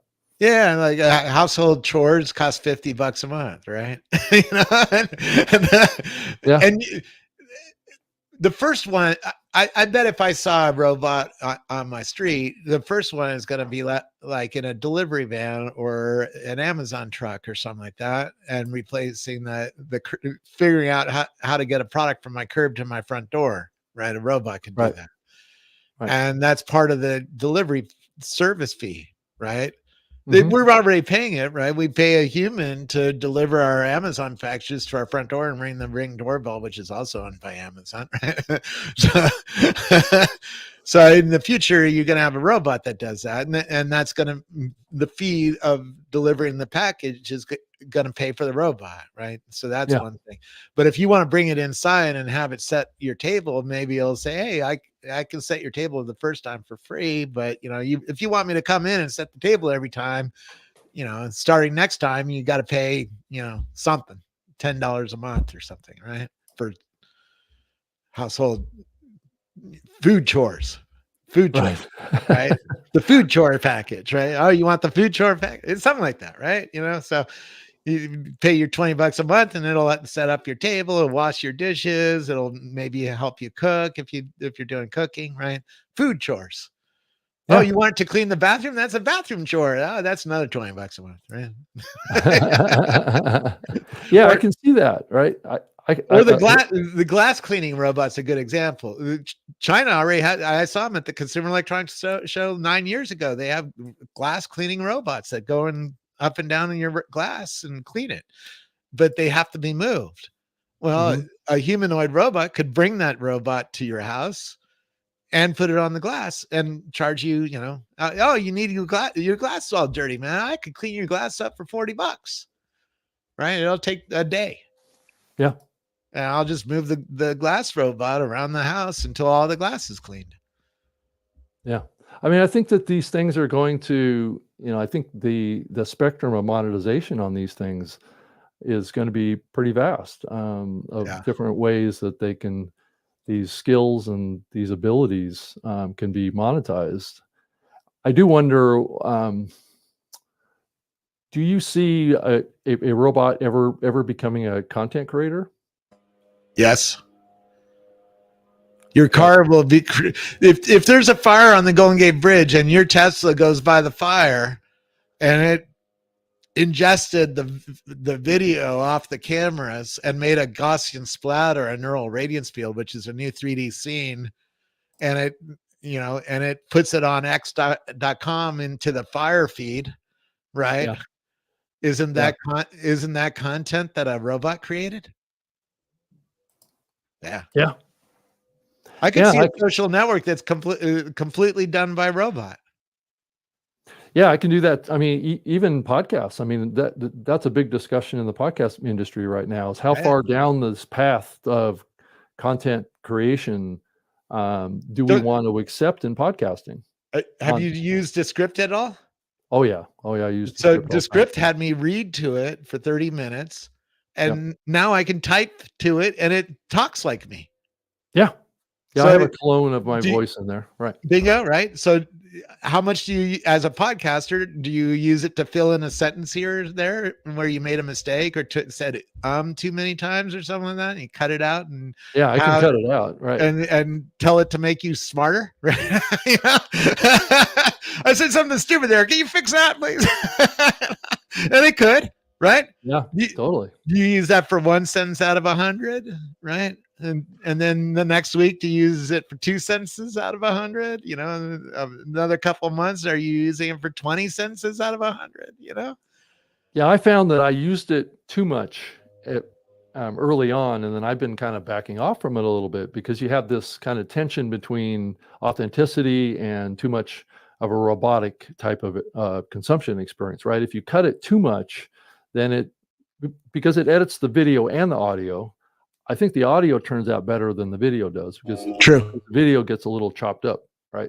So you're kind of jerking around in the video while you're watching it, because it's editing that, right? It's pulling out, you know, like maybe pauses, or it's pulling out spaces, or it's pulling out certain words, and that causes kind of a disruptive kind of consumption experience. But really, my interest on that is you know, voice cloning, the video capability, right? Because autonomous robots don't have to take the form of humans, right, for them to kind of take over, just like what you said. So there could be a whole podcast network that's generated based on AI technology or AGI type of technology that takes a subject and drills into it and creates very human-like experiences. Yeah. And with less and less over time, human interaction or instruction, right? Right. It's going to get better and better at writing or talking or doing a video avatar, kind of moving avatar, right? I can totally see AI content is coming. You know, it's still, it's hard to wrap your head around it, because we don't think about what a robot could do better than like the Golden Gate Bridge fire, right? If there's a fire on the Golden Gate Bridge, I'm not there. For me to get there, it would take some time, but a Tesla is rolling across it every 3 seconds. Yeah. Right. So it's already there. Yeah. So a car can be like, oh, a truck just started on fire, right? Another one goes by, oh, it's burning good. Another one goes by, it's burning real good, you know, and it keeps updating the Gaussian splat so people can watch it at home burning.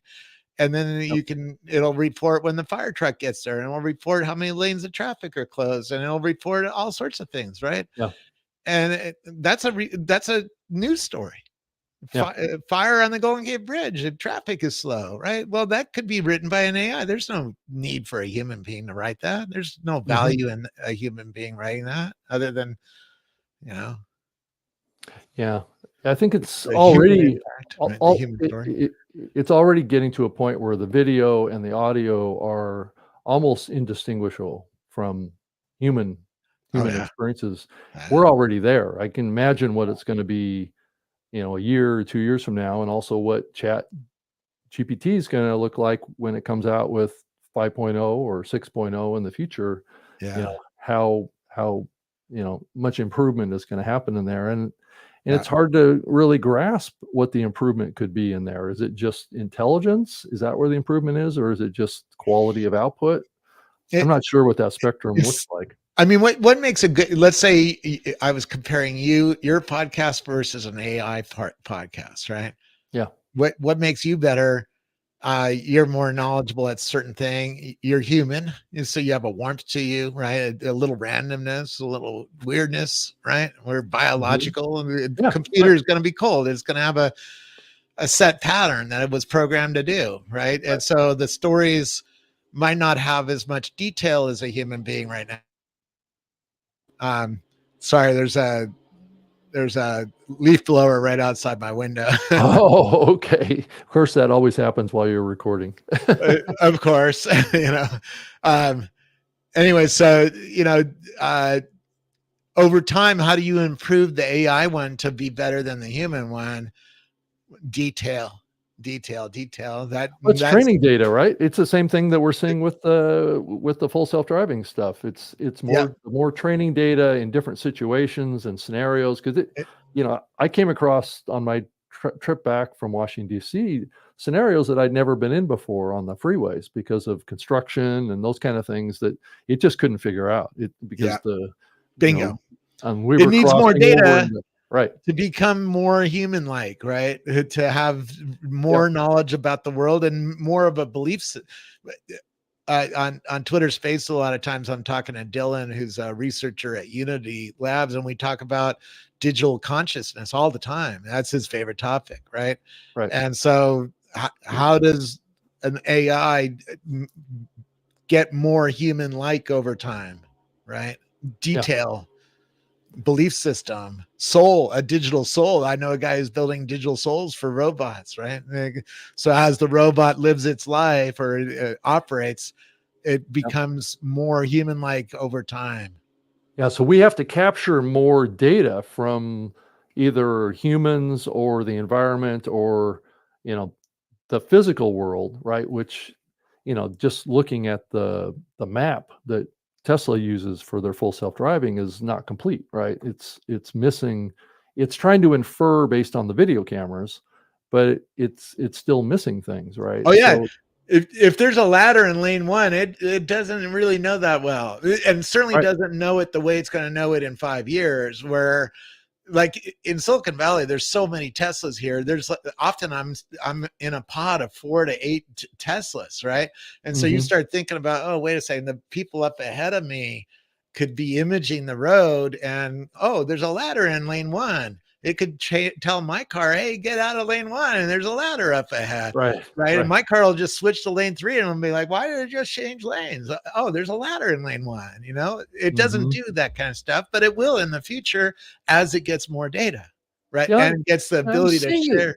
Yeah, I'm seeing that a little bit already with the software where it'll see something in the road and it'll kind of get out of the way, right? It'll just kind of like go around it But because it's not doing it in a systematic way, and it's right. not doing car-to-car communication like it's Right. going to probably in the next 18 months. This is coming, right?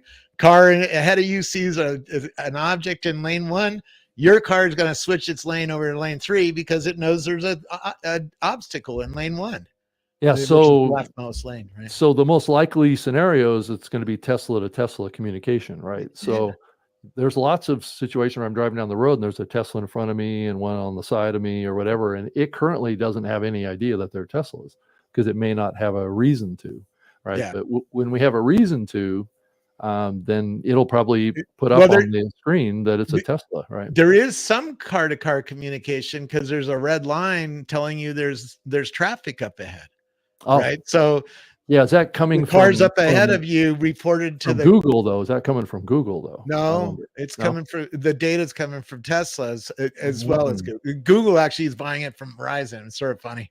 Right. But I saw an accident on a 2-lane road, and by the time I got up to the accident, the phone screen started turning red, right? Because people were backed up behind the accident and slowing down and stopping. And I was like, I asked a Google guy who works on maps. I was like, how did it get red so fast? Because you didn't have very much data. There was, 15 cars involved. He's like, oh, we're buying the data from Verizon. I'm like, oh, you're getting real-time data from Verizon cell phones that it knows the Verizon cell phone is stopping on a road, so it turns the road red? Yeah, that's what we do. And it's like, whoa, right? So, and people have no idea all these relationships between Verizon and Google doing real-time data sharing. We really don't think too much about that, but that's how these things work underneath. Yeah. Yeah. So how would you recommend that just a person watching this try and learn more about what the future looks like with this stuff? I know we've talked a lot about it here, but I think we've raised more questions than we've answered probably. Over on X.com, I went through 100,000 people's accounts and built lists for you. So I have 20,000 people in the AI world on 4 lists. I have a robot list just of the robot people. I have a neuroscience list just for the neuroscientists, right? So you watch those lists over time, you're going to learn just by watching and reading, right? That's one way. The other way is just dive into the industry and start, do what I did. I made a database of 5,400 AI companies, right? So I could have some idea of what's happening in this industry and what I care about, what I should pay attention to, and what's happening. And I can watch lists of all those on X Pro. And so in one screen, I can watch the whole entire world go by. If you're not using X Pro and lists, you're missing out. But yeah, I built you the lists.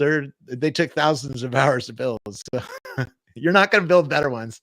I have the lists that are by far the best lists in the tech industry. Yeah. So Robert, you started your own show. It's called Unaligned. Yeah.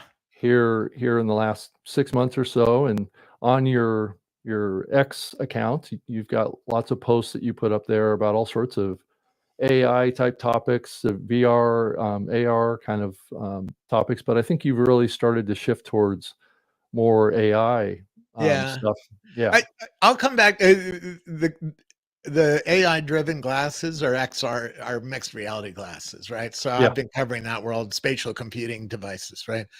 I've been covering that world for a long time, and so as that gets hot again, I'll probably cover that quite heavily because that's highly interesting to me.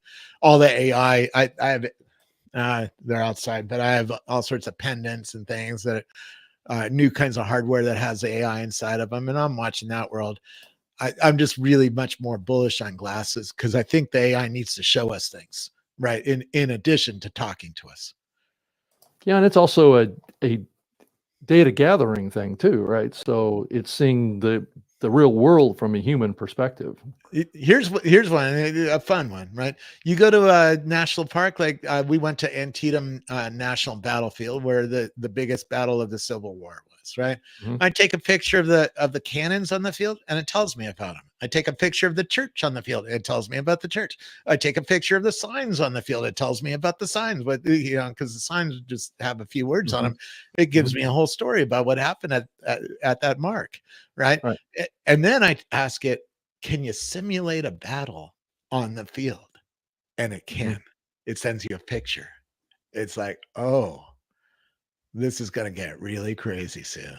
Right? Because you're going to simulate all sorts of stuff and have it, what could you show me what happened in history at this place, and it'll simulate it and send it back to you, and it'll be somewhat accurate. Yeah. I mean, it's based on all the photos that they had, right? It's a pretty freaky world that we're coming into, Robert, isn't it? Yeah, it sure is. Yeah. And we haven't even covered music. There's a whole... There's so many topics to talk about. That's what I was talking about earlier. We could do a 2 or 3 hour episode here just on trying to cover the whole spectrum of this, because it's going to impact every aspect of our lives. Absolutely. And it may, let's spend a couple minutes talking about something. We did kind of allude to kind of the exciting parts of this, but there's also some scary parts too. Technology always has a bad and a good, right? Cars, we all use cars because they have a good, but they kill people, and they have a bad.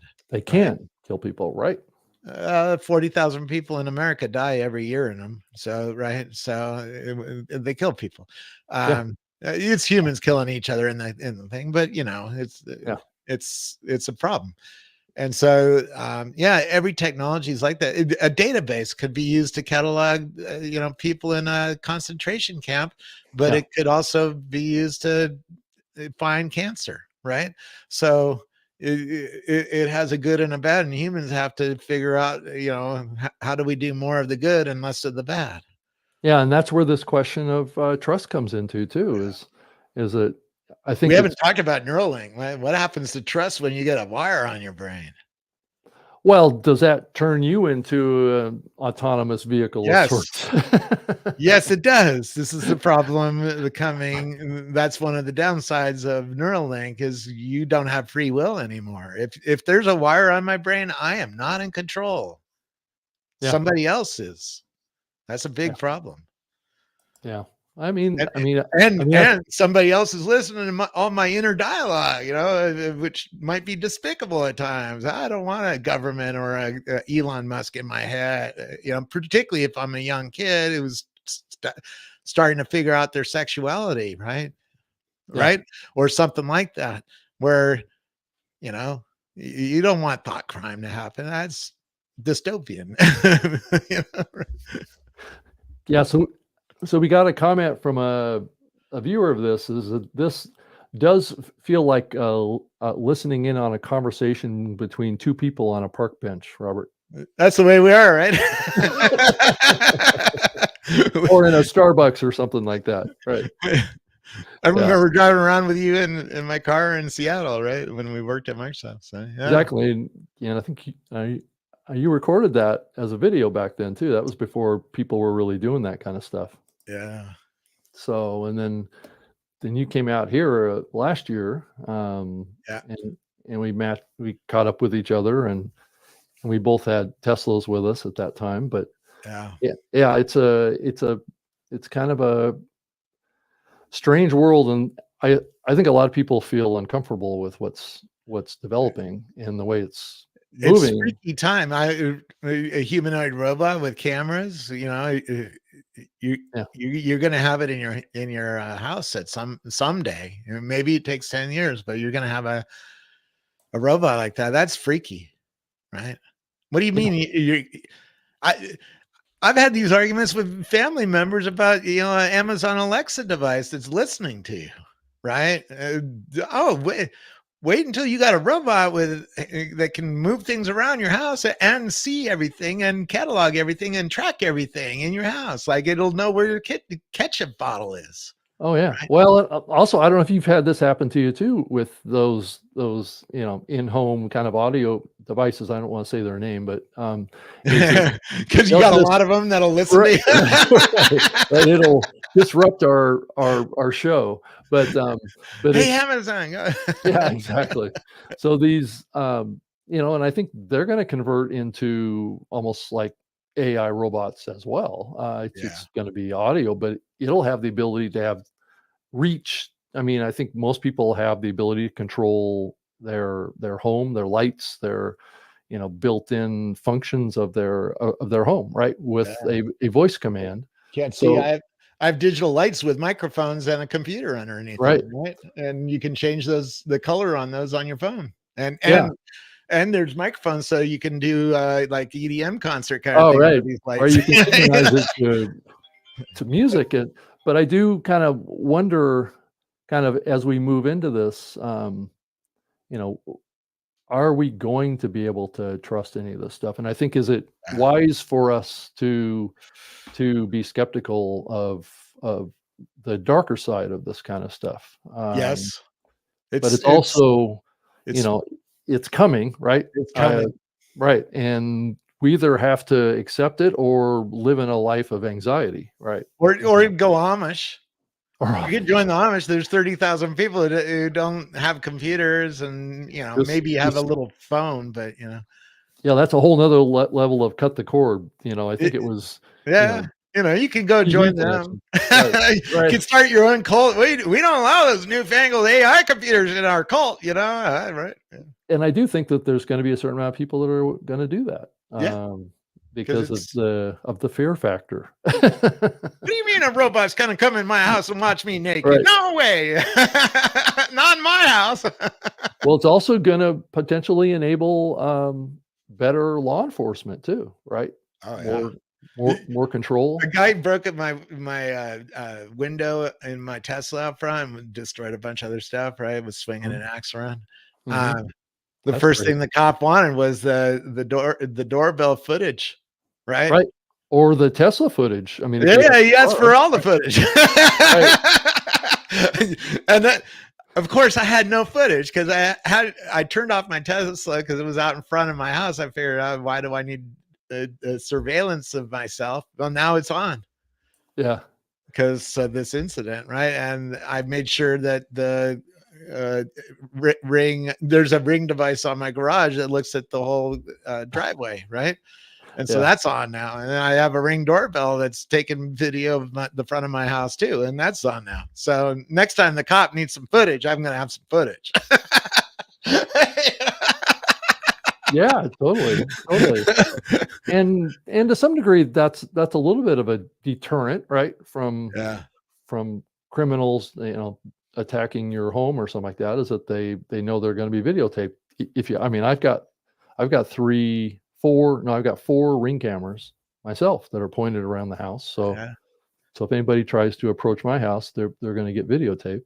So One of your readers, I see it on the screen, just said 16 grand, wash the dishes, and you get an error, yeah, Yeah, I have a feeling it's not going to give you an error on anything you ask it to do, because the Stanford robots know how to do thousands of tasks, right? yeah, It's not just wash dishes. It's like know how to do anything a human being wants to ask it. Hey, yeah. can I you go think go garden, weed the garden, bring me a Diet Coke, wash my clothes, iron my right. clothes, clean the toilet, right? Yeah, I think Clean my glass.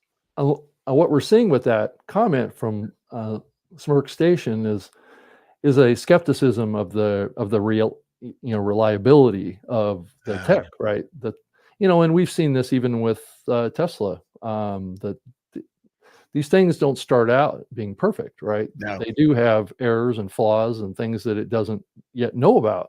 But Or it it's is, janky, right? I saw a robot clean up a mess on a table and it was janky. It wasn't real smooth about it or confident about it, like a yeah, human would be, right? yeah. But Over you time, know, it gets better. It's the same thing you with the Tesla full self-driving. I'm waiting for the next update to the full self-driving stack that takes me into the 5.0 spectrum, the 12.5, X or whatever that's coming. And this is another factor too. So you're going to have a certain amount of obsolescence that is built into this too, where in my Model 3 and your Model 3, because I know you've got a 2018 one, is probably on hardware 3, right? Yep. And that may not be able to go much further because of the processing capability that is needed to run these more advanced neural nets. And I Yeah. do wonder, and I know Elon's working really hard to try and get the next version of full self-driving onto the hardware 3 cars, because there's a lot of hardware 3 cars out there. I think there's over 2 million, right? Yeah. So there's definitely a And lot. those are likely to the cars that we would put in a robotaxi network, right? I just got my wife a new Model Y. Well, maybe the Model 3 gets in the robotaxi and makes us some money, right? And does some work. And I don't care that gets trashed because it's an old car anyways, right? Yeah, and some people paid $15,000 for full self-driving on a hardware 3 platform. Yeah. So I think Elon may be coming into a pickle here, because the cars are not capable of being upgraded to hardware 4 or coming hardware 5 capabilities unless they somehow figure it out, which I don't know that they're going to be able to. It's going to know pretty quickly what it can't do. Yeah. Like a Model 3, what can it not do that a Model 4 hardware 4, which has, I think, 3 times more compute on it, right? Mm-hmm. And can run a bigger parameter large language model and have more accuracy, right? Okay, it could be smoother, right? It could be more luxury, more refined of an experience. It's more human-like, right? That's what the bigger model gets you in writing too, right? If you use ChatGPT, the big model, you get a better answer than if you use the small model. right? Well, and we still don't have AI in the car yet, right? As far as Not like that, right? But right. you know that's coming as well.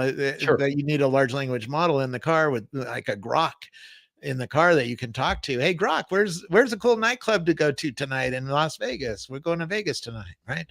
Yeah, because a small thing like like I was on a 8-hour drive with my Model 3 last night, and even a small thing like asking it to stop at a gas station or to find a bathroom or something like that, Yeah. it didn't quite know how to handle that question. No. And it So, has the data, by the way. Certainly, if you look at superchargers, right? It tells you yeah, stop at Harris yeah, Ranch supercharger. yeah, It yeah, and I it did. lists I right did there stop. if there's a Right, bathroom nearby or a restaurant or a hotel, right? And right. so it knows it has that in the database. It's just not hooked up.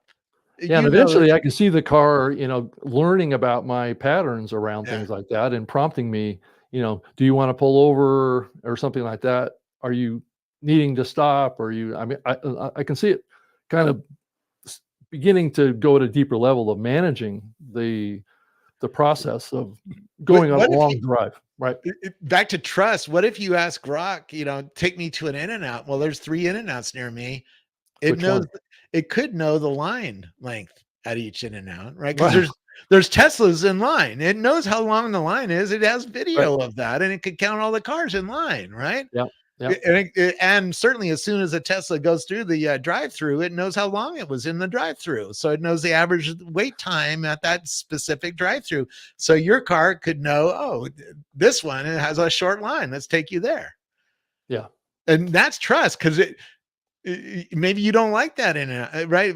But you're being driven there because it has a short line, and you have to trust that the computer made the right choice for you. And that's a yeah. lot of trust to give a piece of melted sand. Right, and it's gonna have to be proven that, it delivers on the promise of the feature, right? And Yeah. It and it's takes you like the right In-N-Out, right? If it takes you to a closed In-N-Out, you're not going to trust it, right? yeah, yeah, You're going to go, this is stupid. It took me to a bad place. It didn't give me the right thing, right? And you lower your trust. And so now you don't believe it the next time you ask for an In-N-Out, right? yeah. But I have a feeling it's going to be way better than any of this. And therefore, we're going to learn to trust. I already trust it. When it takes me off the freeway, it's like, why are you taking me off the freeway? Well, I see it. There's a bunch of traffic on the freeway. Oh, you took me Yeah, off the freeway to take me around all the traffic. Oh, that's smart. right. Yeah, One I day, think it does that already. I think it does what that already. it does. What one day I was picking the kids up, and it took me off my normal, pick the kids up from school route, which is usually the same streets. Took me on a different street. I'm like, what? In fact, I overrode it because I didn't trust it. I overrode it because I was like, no, it'd take me my usual route. It turned out there was a bunch of cops closed the road. It knew Yeah. about that, and it was trying to route me around it. Yeah, I've Right. had to And so after a few of those kinds of situations, you learn, oh no, we better go with what the computer's saying. The mhm. computer's better than us. It has more data about what's going on. Yeah, it does get back to that to some degree. I can totally sympathize with that thought because of the navigational routes that it takes. I mean, sometimes the car takes off and goes on a route that I wouldn't even have thought to do, and I just have to sit back and trust it and say, well, maybe this is a faster route that it was Yeah. able to detect that I would have no idea Yeah. would be a possibility, right? On side streets or something like that. I can just imagine trying to drive through LA or something like that. It would know all the back streets to avoid the main freeway, right? So that's one thing I want Grok to do. Hey, Grok, take me the scenic route, or take me the fastest route, or take me the smoothest route, or take me the Mhm. cheapest route, or The take me the fastest, safest right, route. right.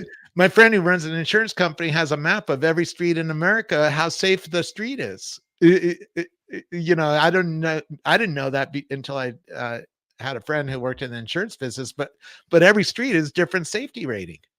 Yeah. It has a different accident level, a different consequence for driving down the street, and so it could take you the safe route, right? It knows which route is the safest. It just doesn't present that yet, right? But an LLM could go through all the various routes and bring them to you.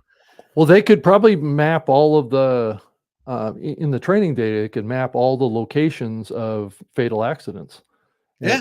or something like that, Yeah. and put a weighted factor into that route and its risk factor. Now, granted, the amount of crashes in autonomous vehicles like a Tesla are dramatically lower than human-driven cars already, right? Yeah.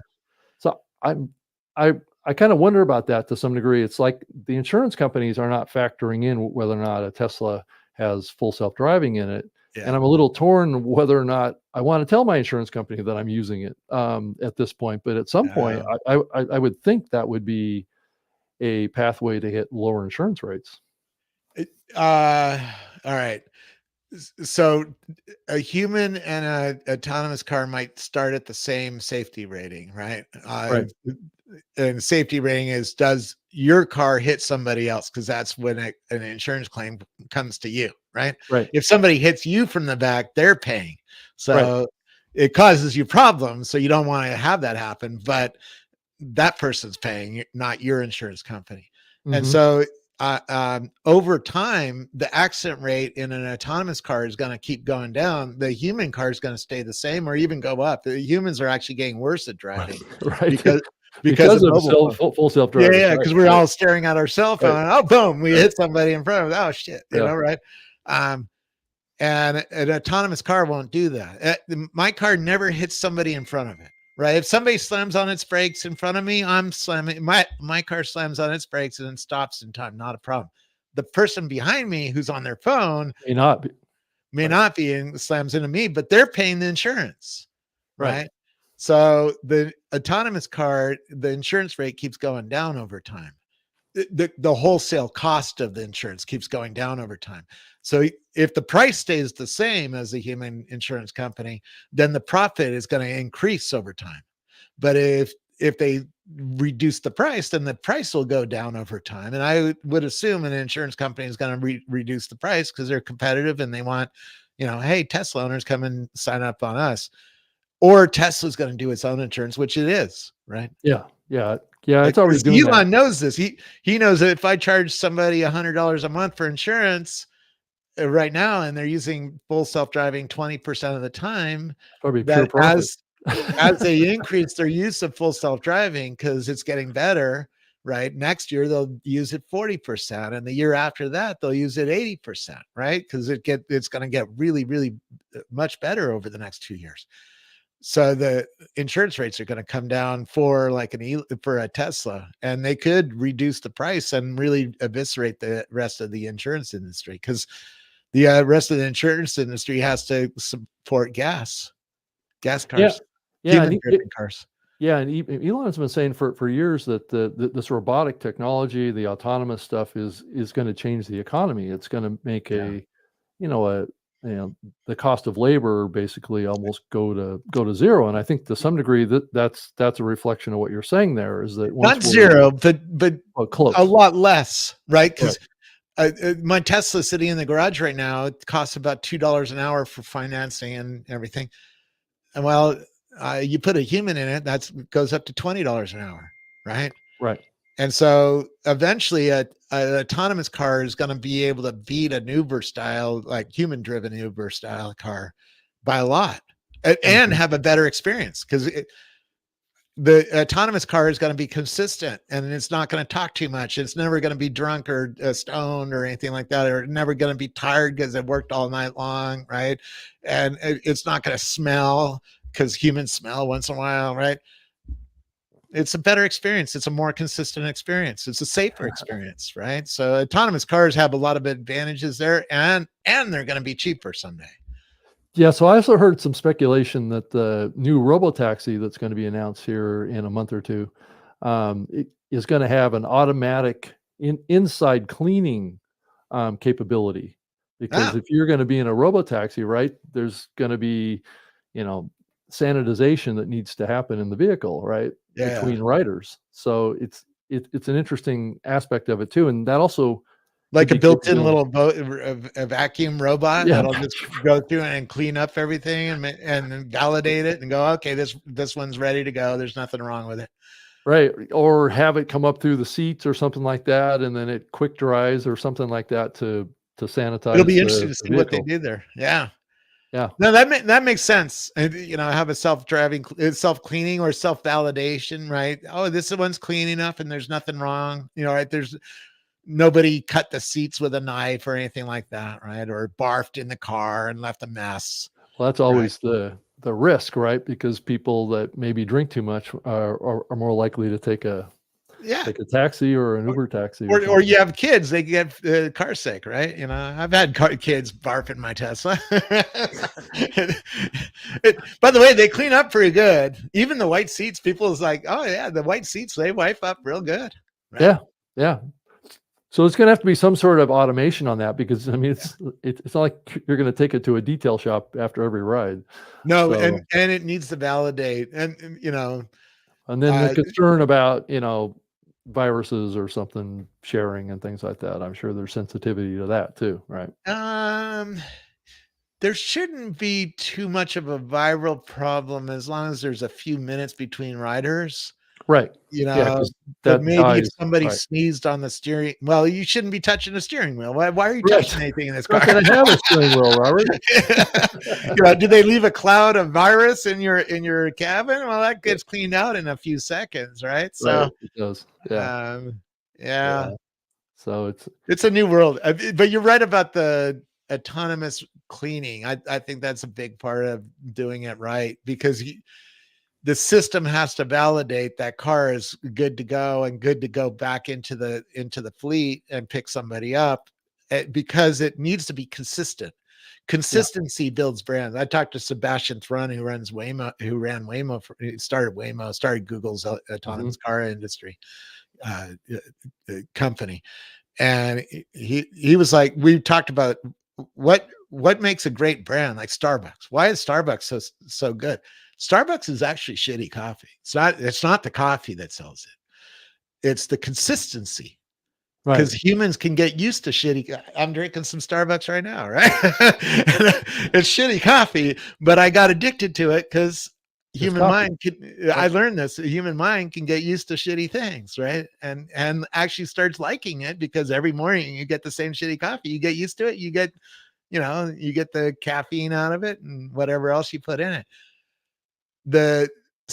Starbucks, what makes Starbucks really special is the consistency. You get the same latte in London and Japan, no matter where you go, right? Seattle, right? It's exactly the same. The experience is exactly the same, and ubiquity.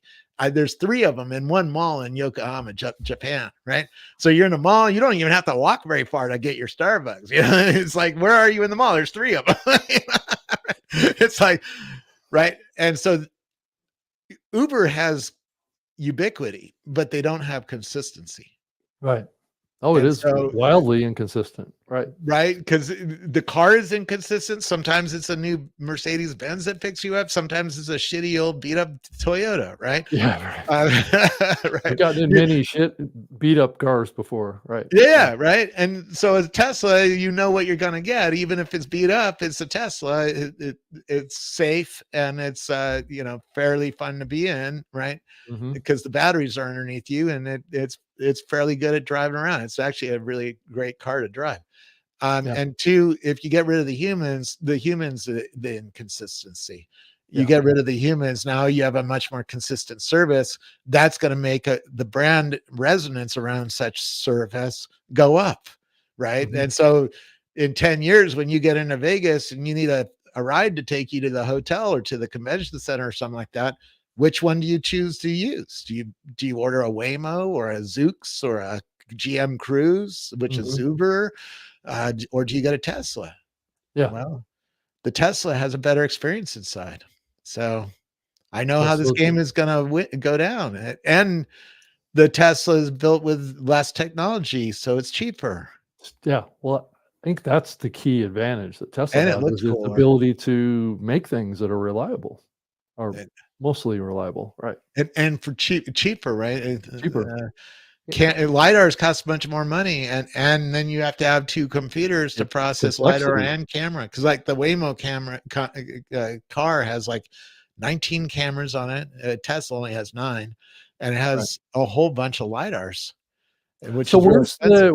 where's the ninth camera on the Tesla? Is that a new addition to Let's see. the hardware There's 4? 3 in the front windshield. There's 2 more. That's 5. There's 2 more. That's 6, 7. There's 1 in the back. That's 8. And there's 1 inside. That's 9. Oh, okay. Got it. Yeah. Yeah. I think I forgot to mention the one that's in the rearview mirror. Yeah. Yeah. It's always the machine's watching you. Oh, yeah. It knows how many Believe times me. you pick your nose, you know. Yeah, and it's not always able to It doesn't like, I do was anything like that, but it could.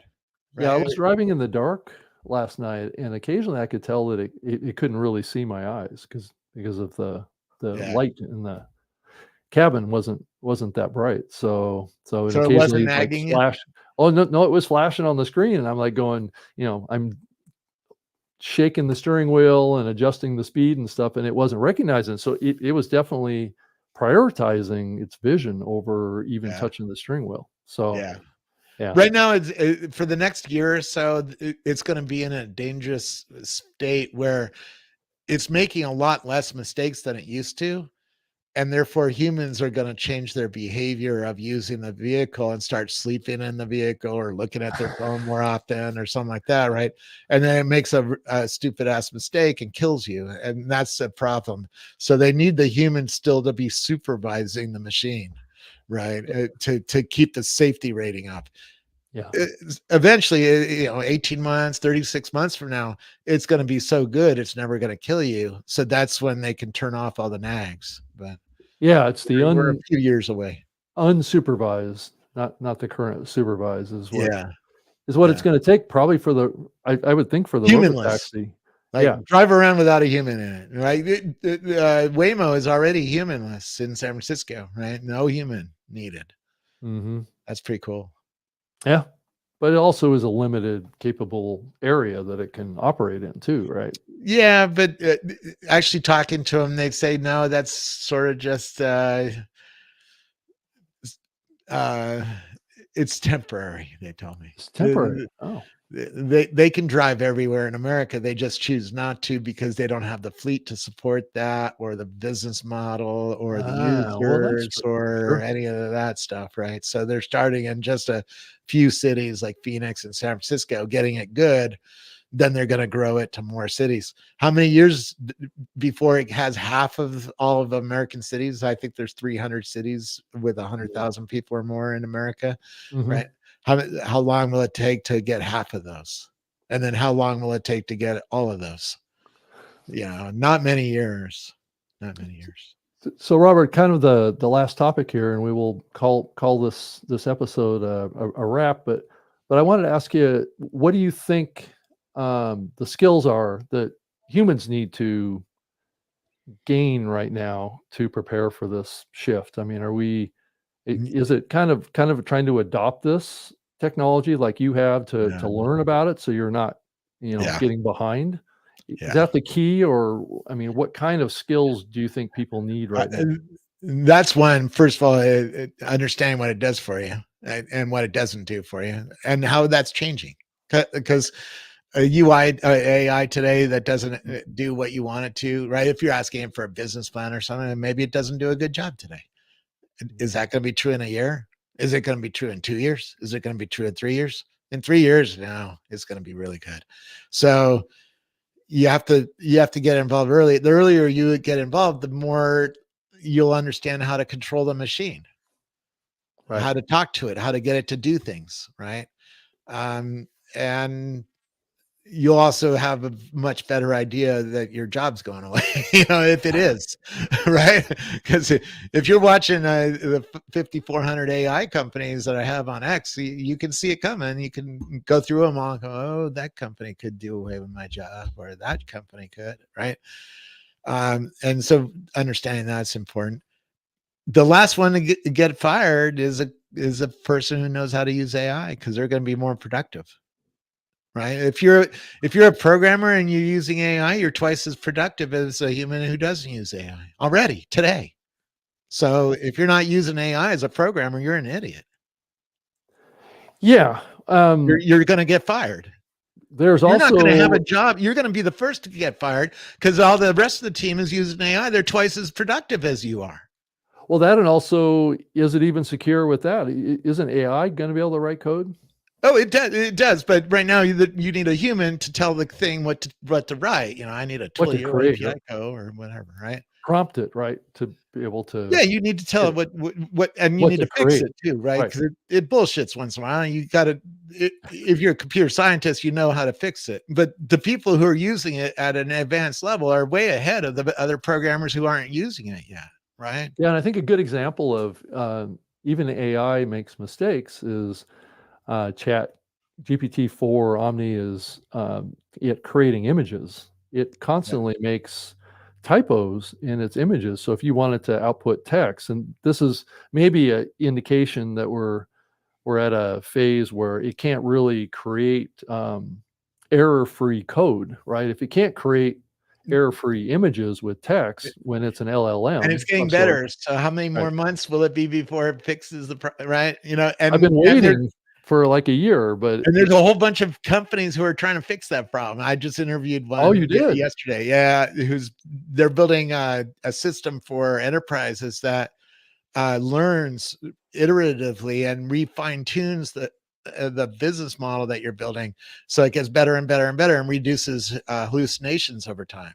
Right? Yeah, and I've also seen Um, these AI models battle with each other too. yeah. Like I'll create something in Chat GPT-4 Omni, and I will run it through Grammarly, which is another AI engine, Yeah. and it'll tear apart what what I learned ChatGPT yesterday that generates. Yeah, That okay, so there's one technique you can spit an answer out of a large language model like Chat GPT 4.0, right? yeah, And then bring it back into the model and have it rate itself, have it rate its own answer for accuracy and stuff like that. right, And it actually does a pretty good job. But if you give the same answer to, let's say, Llama from Meta Corporation, a right. different large language model, much more accurate. Yeah, and I talked to a grammar expert on my podcast tip show that I do, and I told her about this battle between Chat GPT writing and Grammarly, and she told me that she prefers Chat GPT's writing is more grammar accurate than Grammarly, which I Yeah. thought was interesting feedback on those models. Yeah, Well, the large language model that OpenAI has more parameters than the Grammarly model, right? And it has a lot more engineering behind it because they got $10 billion and they have a lot of NVIDIA cards. It's right. an NVIDIA. If you want to know who has the best models, look at who has the NVIDIA cards because they're probably the ones that has the best models, right? I mean, Tesla's model, XAI's model, Grok, just got way better in the last week. Why? Because he got new NVIDIA cards turned on. And all of a sudden his models are getting better because he can give it more data and And chew through it train it faster, right? Yeah, and better and train it better. Because if you have 100,000 NVIDIA cards and you're using the same data set, it can give you a better parameter model. It can make a finer model, right? Because it has more compute to go through it more and more and more times to build that model. So, Robert, I know you're always looking at this stuff. Is there anything that we haven't talked about that you think are revolutionary and what we can expect here? I was just talking to a couple investors, big investors, and they're talking about the same kind of things.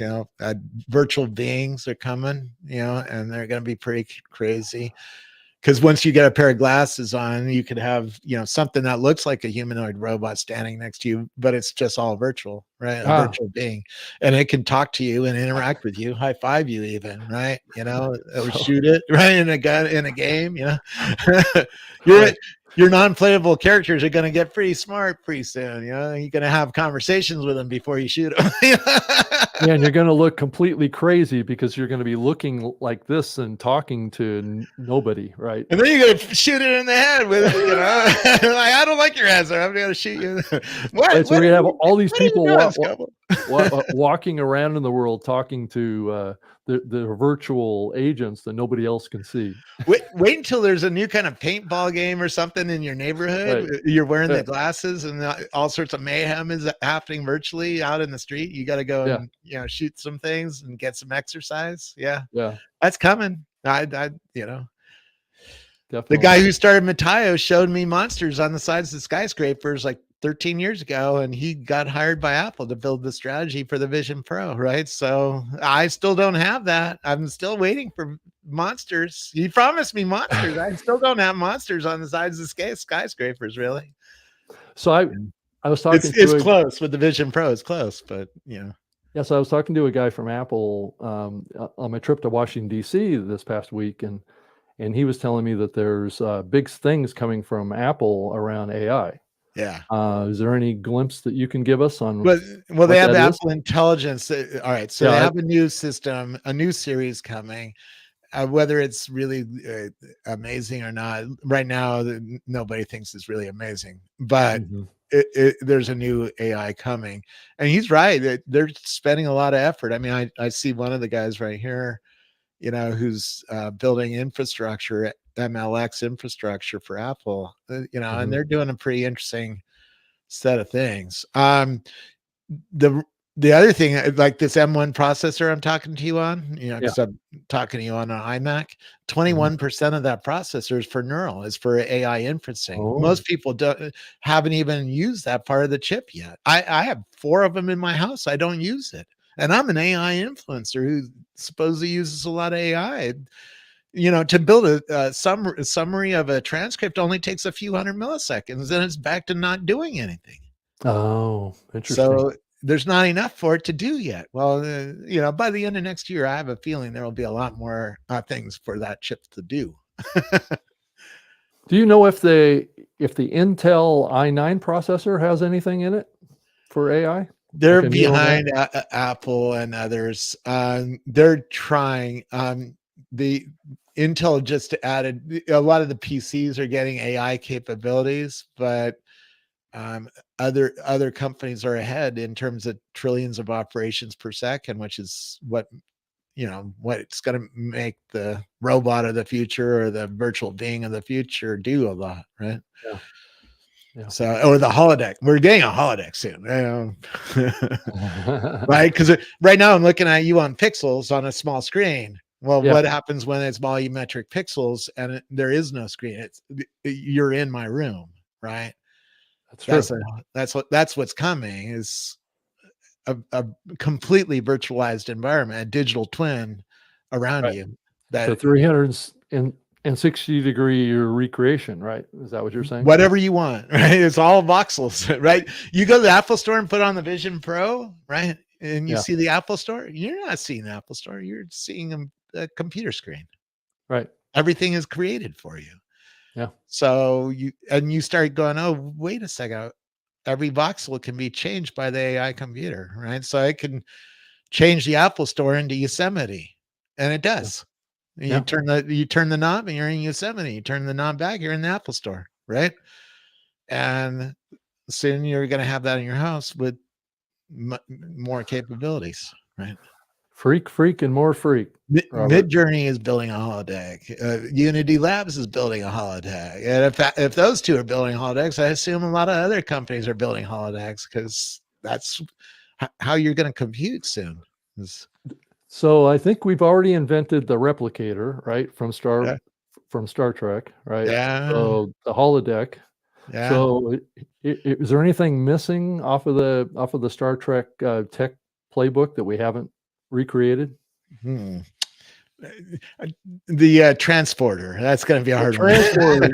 Now, I could transport you digitally into your robot, right? So if you're in Germany on a business trip Right. and you have a humanoid robot in your kitchen, you could jump into your robot and now you're really in your kitchen, right? Moving things around, right? Yeah, you don't have to take the risk of being deatomized in the process, right? Bingo. We can do this digitally, but not physically, right? Not with our bodies, right? You can't cut that up and translate that over the internet. Yeah, exactly. But we can embody. Maybe someday, right? If you were wearing glasses, I could embody myself into your head, right? And experience life like how you're experiencing it. So if you're in the front row of a Taylor Swift concert, share them. Share that. Share your glasses with me, man. Come on. Don't hold out Taylor Swift on me, Right. Yeah. True. Yeah, it's right? And interesting. maybe even charge people. You want to watch Taylor Swift in the front row? I spent $5,000 on these tickets. I need some money back. So $20 for each of you, or 50. Yeah, that's what I was going to say. You could sell access, right? Bingo. Yeah, right. Bingo. To see the Reality concert. TV, a new kind of Yeah, reality TV. and then Taylor Swift could take a rev share on that. Well, now are you embodied into Taylor Swift's glasses? There you go. Now that would be probably a more valuable connection, right? And then it gets weird, because once you do that, then you have professional video people around, and you can pop from person to person. If there's a front row at the Taylor Swift concert and everybody is wearing Apple glasses, or some are wearing Apple, some are wearing Meta glasses, you can embody yourself in any of those people, right? And the computer can join all of those cameras together into an array camera, a light field camera, because that's how Stanford's first light field camera worked. They had a grid of cameras, right? And so now you have people standing next to each other wearing cameras. You could join all those together and make a 3D scene of the Taylor Swift stage, right? Yeah, I think you've come up with a new way for people to have a job, Robert. Bingo. I'm signing up for that job. Hey, you mean I got to go to concerts every Friday and live stream those? Okay, sure. That sounds fun. Yeah, exactly. Make a couple grand every weekend because I'm going to some cool concert. Yeah, and like we've seen in the past with technology, it's created income opportunities in ways that we couldn't have predicted necessarily, right? Now the truth is, I probably, if I was that kind of entrepreneur, I would be creating a virtual world with a virtual stage, and I would be creating my own music on that, or my own experiences for people, right? And selling that. But yeah, people are going to pay for all sorts of weird shit. I'd like to watch a guy run a sewage treatment plant today. Oh, that's $20. I don't know why you want to watch that guy work, but it's sort of interesting for an hour. I think we've seen some of this stuff happen before, like back in the early days of the internet. Dirty jobs, new kind of dirty jobs. Like personal vloggers, right? That would mount a camera on their head, right? Yeah. Justin Can, who started Twitch, before he started Twitch, Justine is another one that did that. Bingo. Right. But Justin had 5 cell phones in his backpack, all multiplexed together, so he could always have a signal. And I think it was a life cam is what they called it back then, right? I think it was a life cam. Yeah.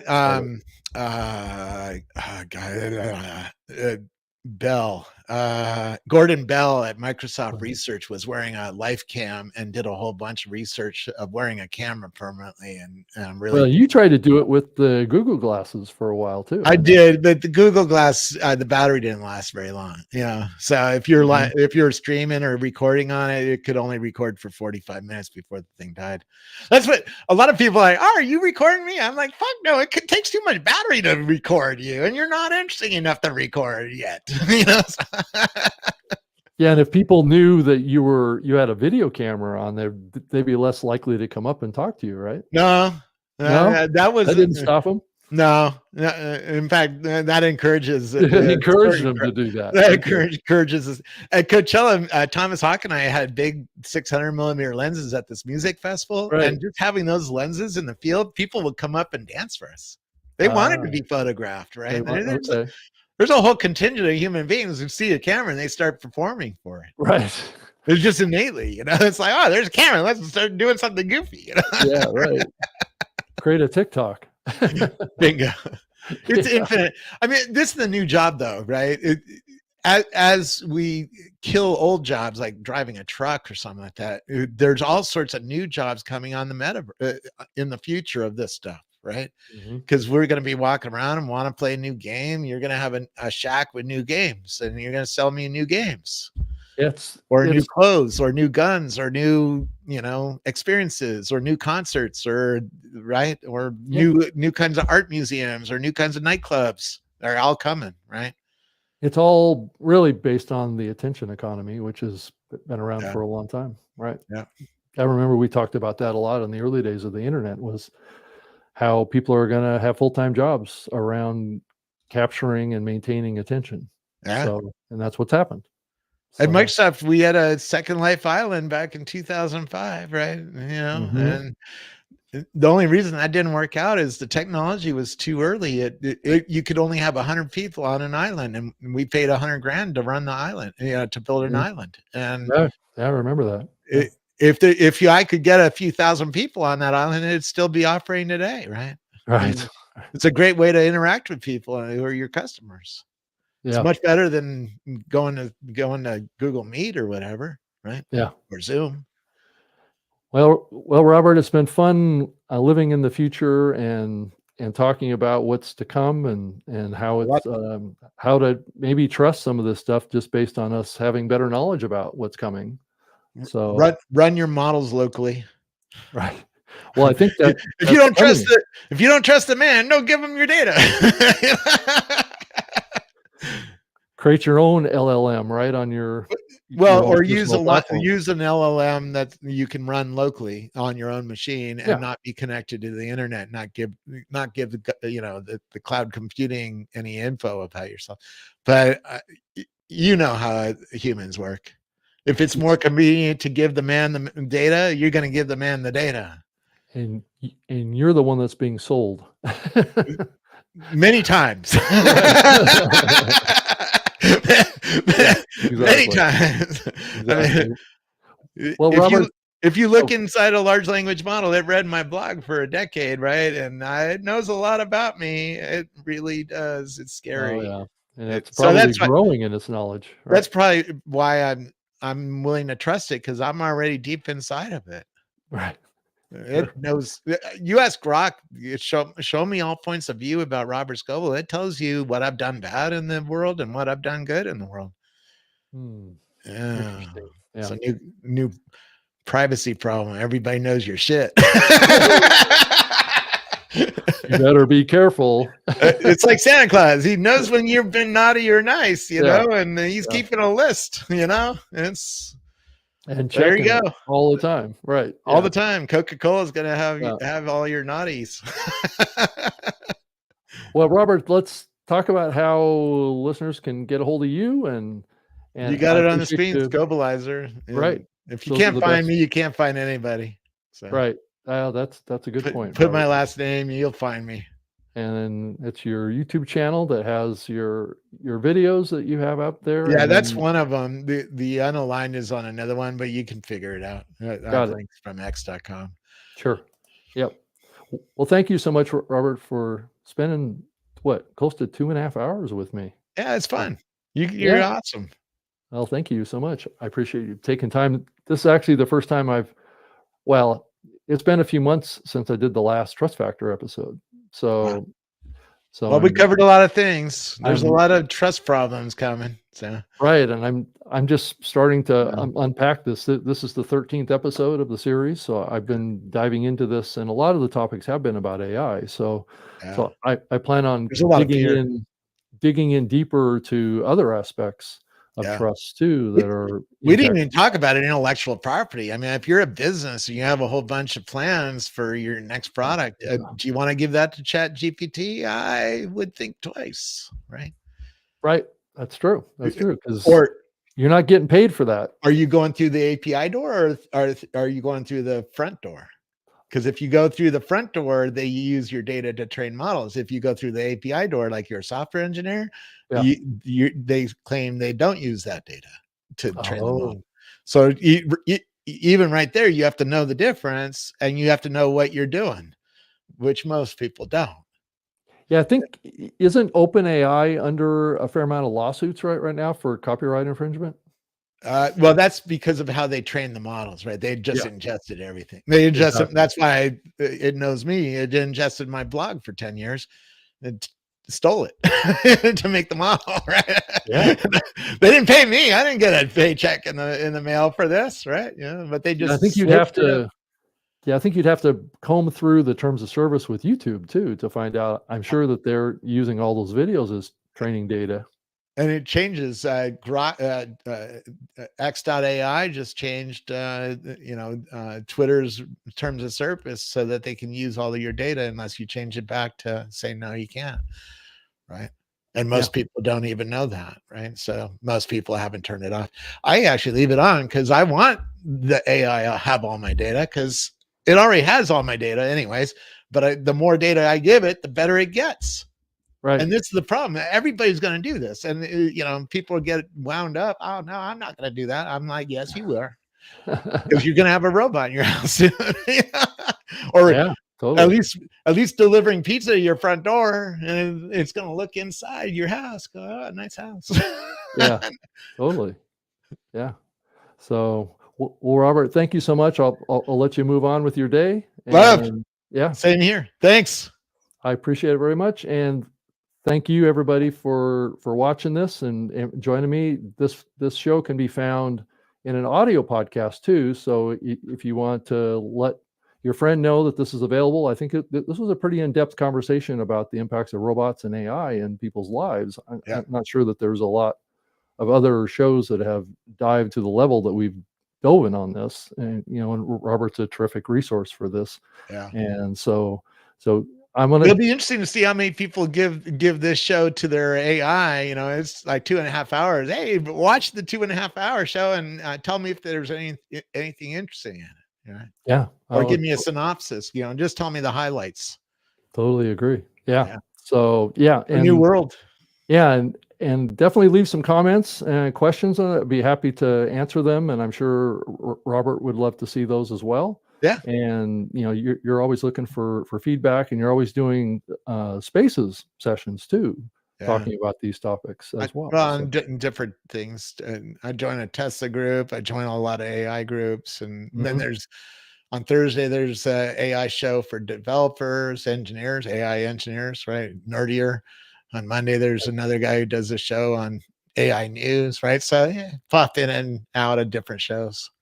Yeah. That's fantastic. So I want to say goodbye to everybody out there, and thank you so much for spending so much time with us. If you managed to make it through 2.5 hours, and this whole show is going to be on replay on LinkedIn and X, as well as Facebook and YouTube. So then it's also available as a YouTube or as a podcast, audio podcast. Trust Factor is the name of the show. So go subscribe to that. So thank you so much.